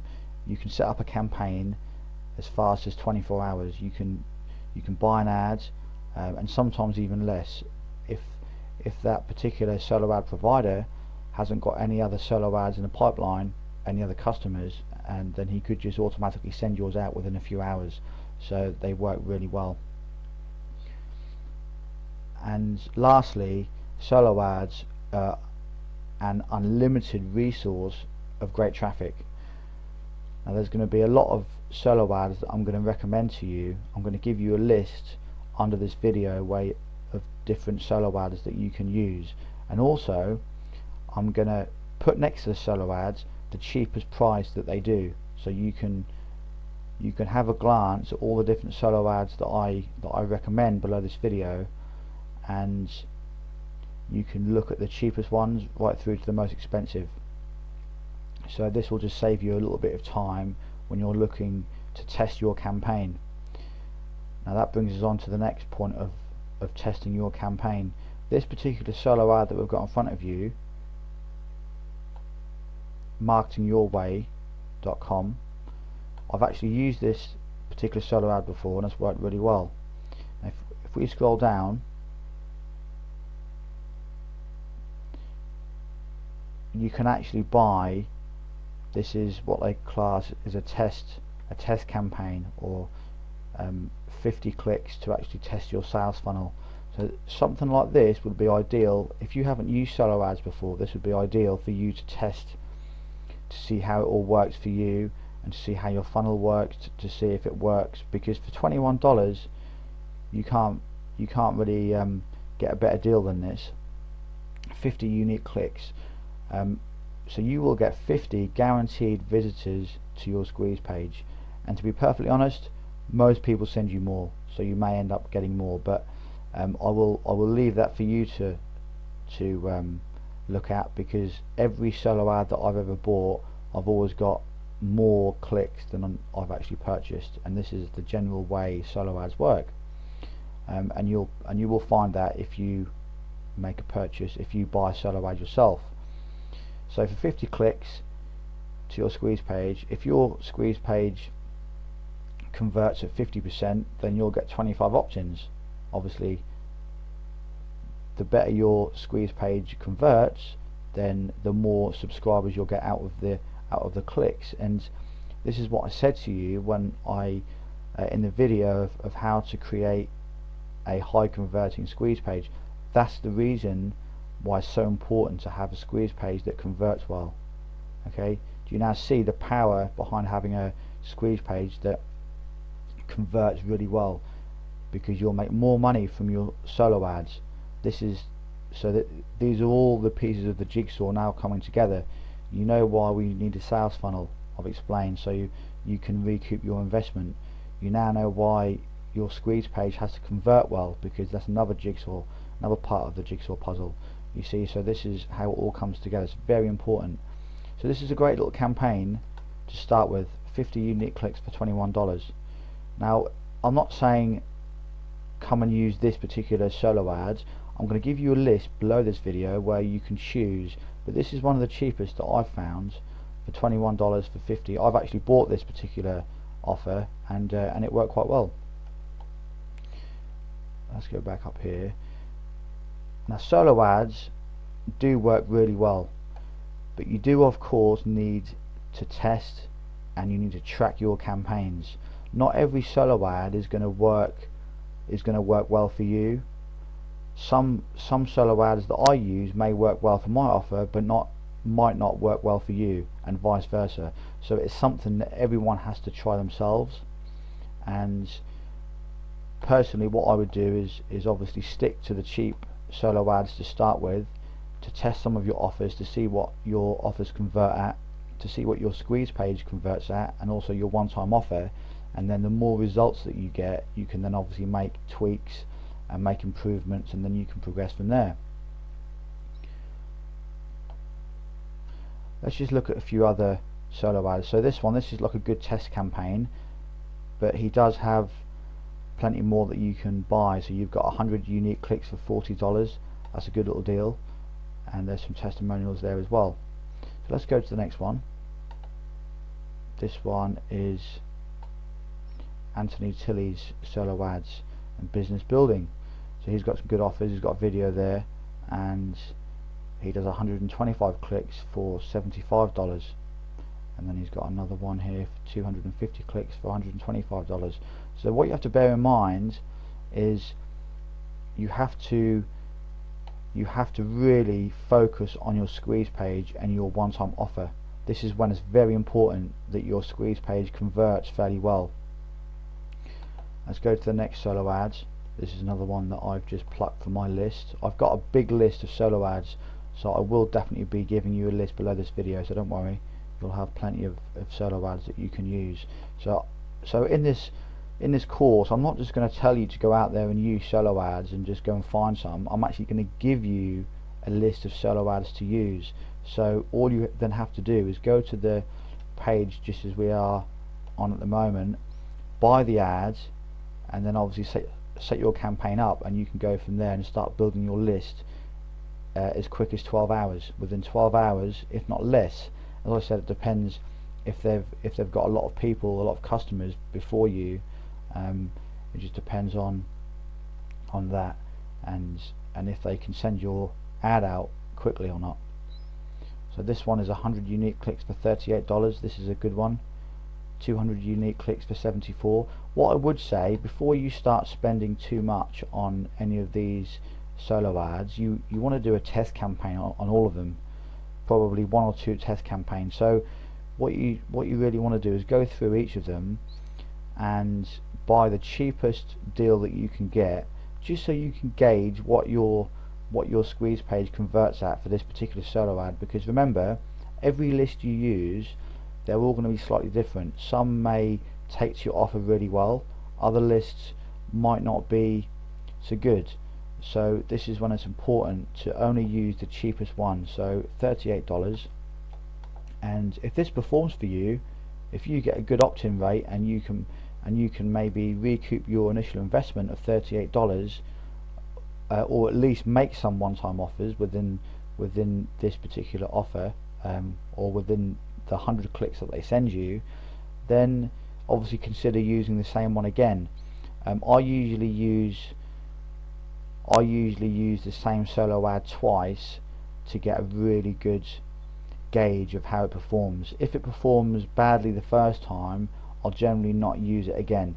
If it performs fairly well, I'll use it again, and then obviously if it performs well the second time, I'll then maybe up my advertisement budget for that particular ad and send even more traffic.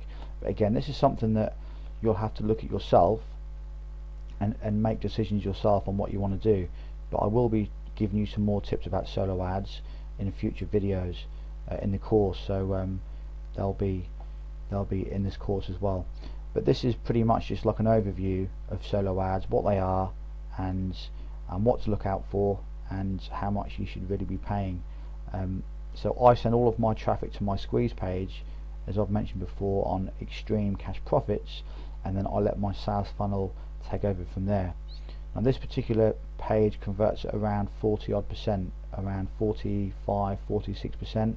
So if you can get squeeze page conversions like that, or opt-in conversions like that, then you will be on a winner. They are fairly good conversions. Anything just below 50% is really good. So that's it for this video. We've discussed solo ads, and I've just took you through a few solo ad providers and showed you briefly what you look for and what you should be looking to buy for your first solo ad. So you should be only spending a small amount the first time you use a solo ad. If it then proves to be profitable and you do well out of this particular solo ad, then go back and use it again, and then if it proves to be profitable again, then you can then obviously increase your budget and then progress from there. So that's it for this video. I will see you in the next one. In this video, I'm going to show you how to use your autoresponder to set up a brand new campaign, and also I'll be giving you lots of tips as well. The first thing we need to do is come to our autoresponder to set up a brand new list.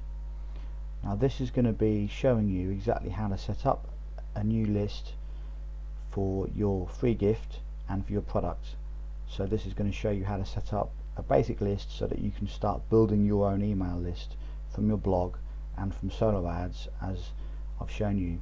If you've already got a list set up, then it's still worth watching this video, because I'm going to show you how I set up all my campaigns, so you may be able to take a few extra tips and find out exactly how I set up my campaigns. So it's definitely worth watching, even if you've already set your campaigns up for your products.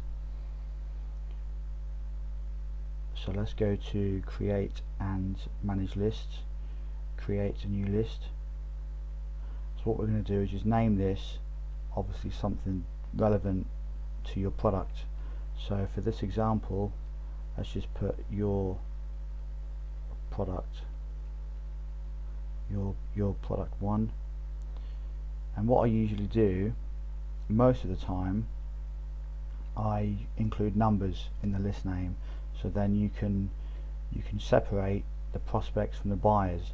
So usually number 1, most of the time this is, obviously if it's available, then number 1 will usually be the prospects, and number 2 will be the buyers, and then 3 will be maybe the upsell, 4 will be another product, obviously a buyers list. But usually if it's got no number at all, or if it's got a number 1, then I usually keep those for prospects. This is how I organise my list, and it's quite a simple way, quite an easy way to do it. So we're going to save this as your product number 1, and what you do is, and a nice little tip as well, what I tend to do is put little brackets here and then put your product there, so when they get an email from you, they can see what the email is about. Although your name will be there, if you've subscribed to a list to do with AdSense, then it could be called AdSense list, or making money with AdSense, or something like that. So this is a good little tip that I include in my campaigns as well. If you are subscribed to my Extreme Cash Profits, you'll see that I've got Extreme Cash Profits in there, so people know at a glance that that is what the email is about. So that's what I usually do. Your product, obviously your email address from notifications is when every time you get a brand new subscriber, you get an email, and I usually put new subscriber in there and my email. Okay, so save settings. So we've done that. You can put a description in there as well. It's entirely up to you. I'm not going to spend too long on this. Personalise your list. I don't usually bother with any of that. You want to try and keep things fairly simple. If you want to include Facebook and Twitter and all these extra icons and social media widgets, then by all means do that, but I don't. I like to keep things nice and simple. Confirmed opt-in. I usually turn this off. The reason why you must turn this off is because if you don't turn it off, then you're not going to be able to use a one-time offer. Save this. Confirmation success. You can leave that. It doesn't make too much difference if you leave that blank.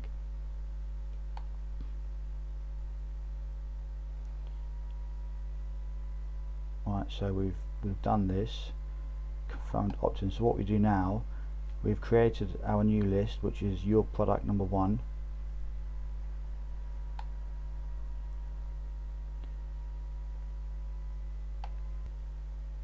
And what we need to do as well, remember, is create a buyers list.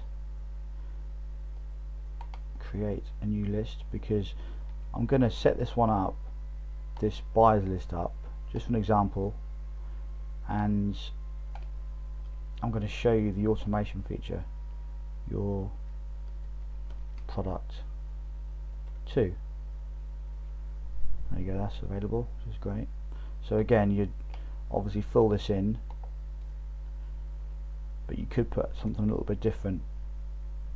Obviously don't put buyers list in here, because this is what your customers will actually see every time you get an email from them. So it's up to you if you want to put something else in there. I do, as I said a few moments ago, I always put something in there so people know it's from me. And then notifications, your name and email. So same procedure as the prospects list. However, when you come to confirmed opt-in, you want to leave that on, because personalize your list, don't worry about that. Confirmed opt-in, I leave this on. Okay, you must leave this on. It doesn't, obviously you're not going to be using one-time offers and any of that, because this is where people will be coming to download your product, so they have to confirm in order to get your emails and their actual product that they purchased. So save settings. So what you do now is you go to the automation feature, because what you want to happen is whenever somebody subscribes to your product number 2, you want them to unsubscribe from your product number 1. If you remember what I showed you in one of the earlier videos, it's important to do this because you want to obviously separate your buyers from your prospects, from the people that want free information to the people that become part of your customer base. So what we do, we go into automation. So what we do to number 2,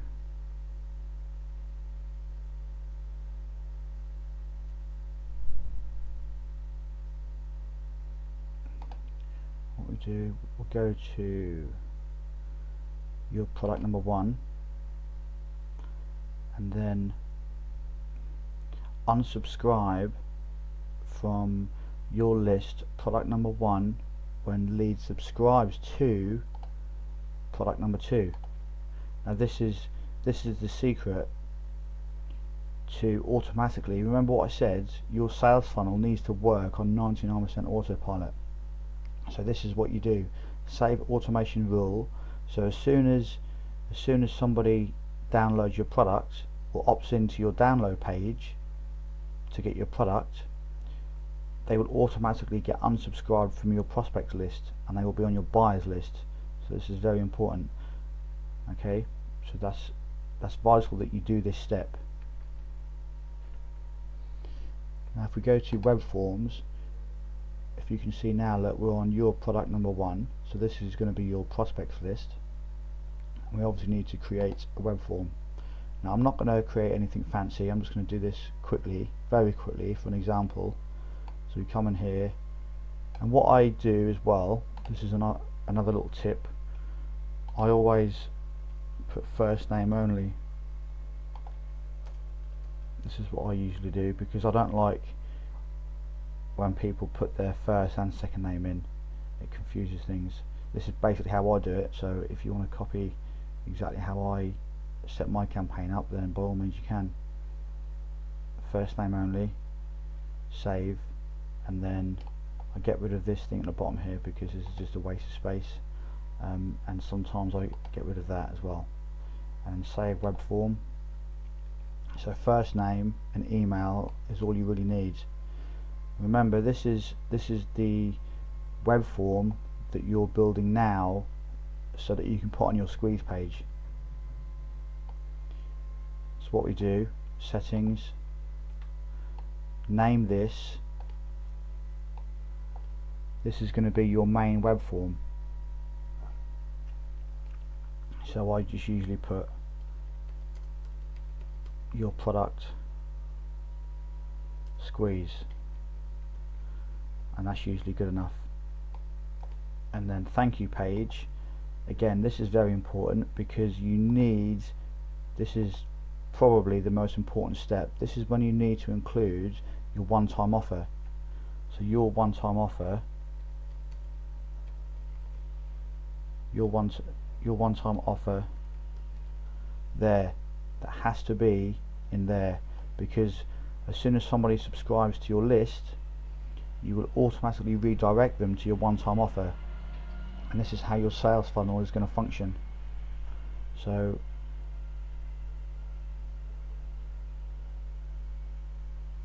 you want to save your web form,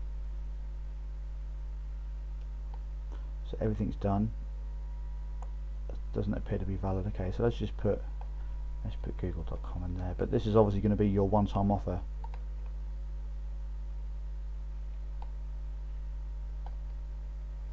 Okay, so now that's done. Just save that again. I'm not sure if that's saved.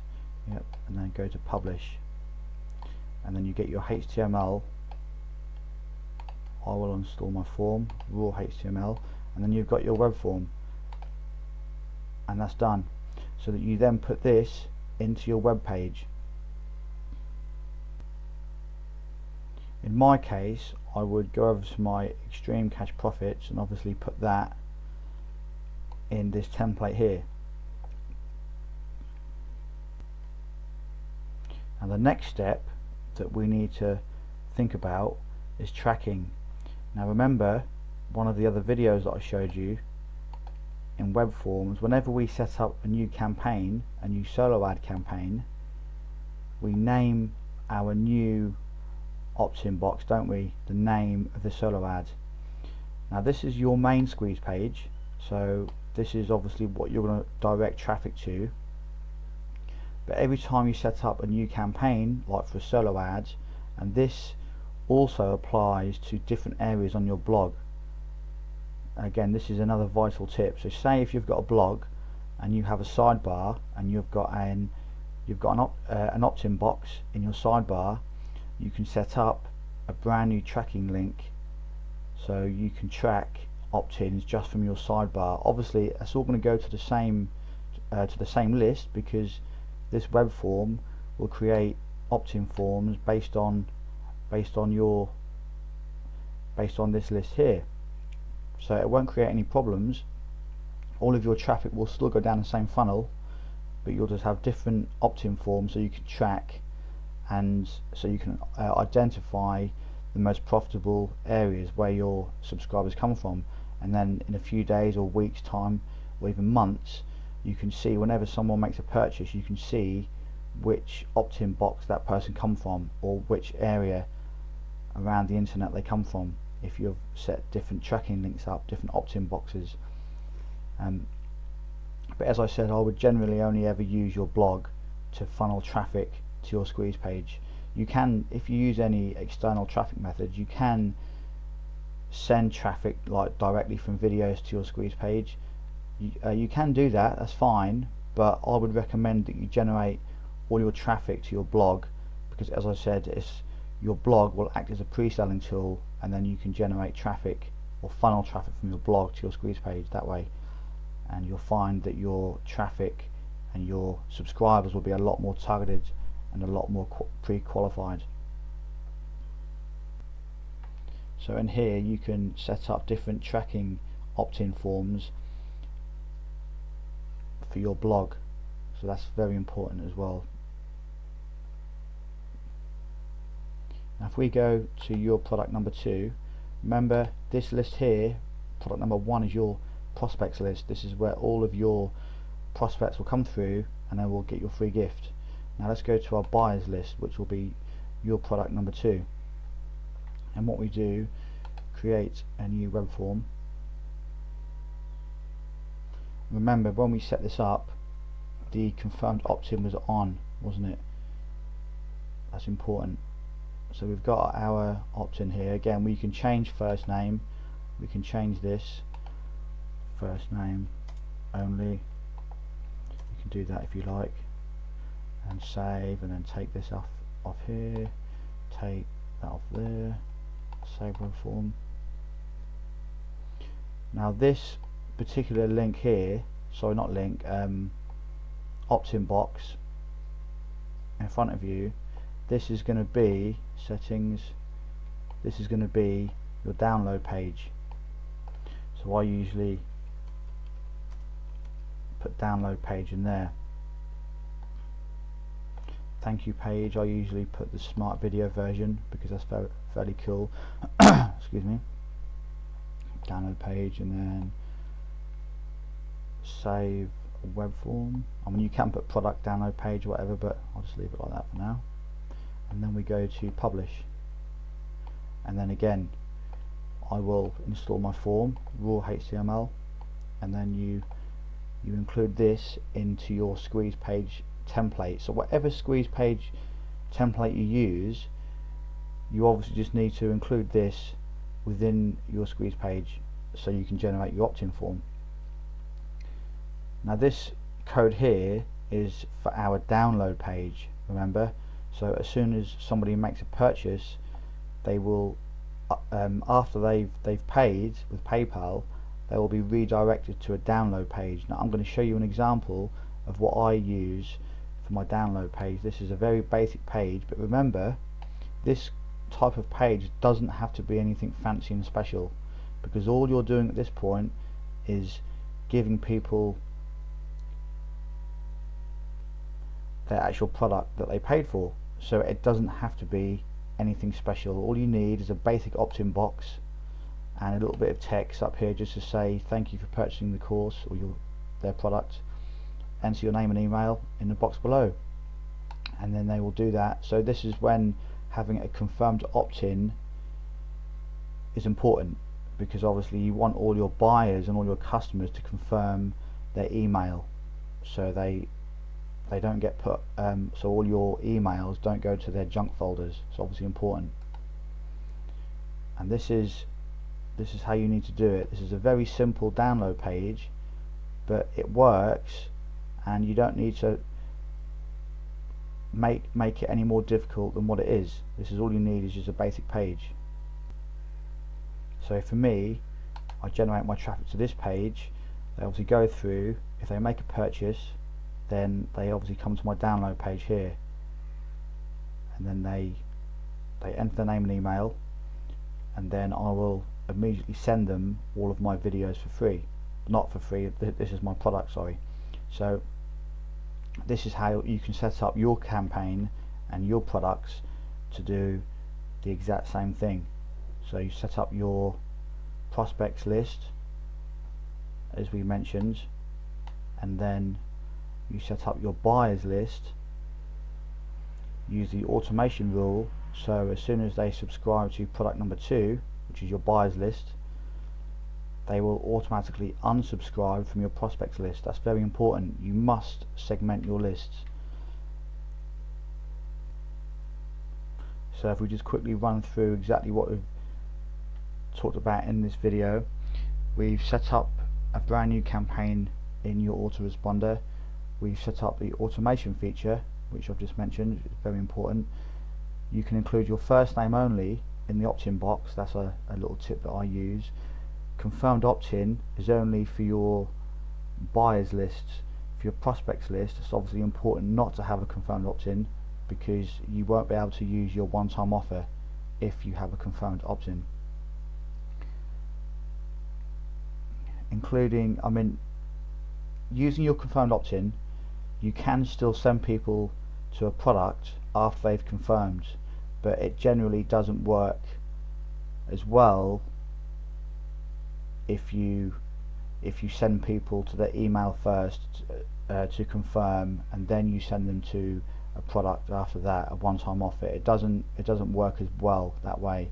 This is why I leave my confirmation off, and I automatically send people the moment they opt in. They get redirected. It works better for me, but again, you can test it and see what works best for you. Including a one-time offer URL in your setup, that's obviously important. Make sure you include a link. Tracking when you use solo ads, and whenever you use different opt-in boxes on your blog. I did briefly go through that. That's obviously very important. And your download page, I mentioned about having a basic page where your customers can download their product, and make sure that the confirmed opt-in is on your download page but off on your prospects squeeze page. So that's it. There's a lot of information that I've covered in this video, but you can obviously watch it as many times as you wish until you get all the information. So I hope you've enjoyed the video, and I will see you in the next one.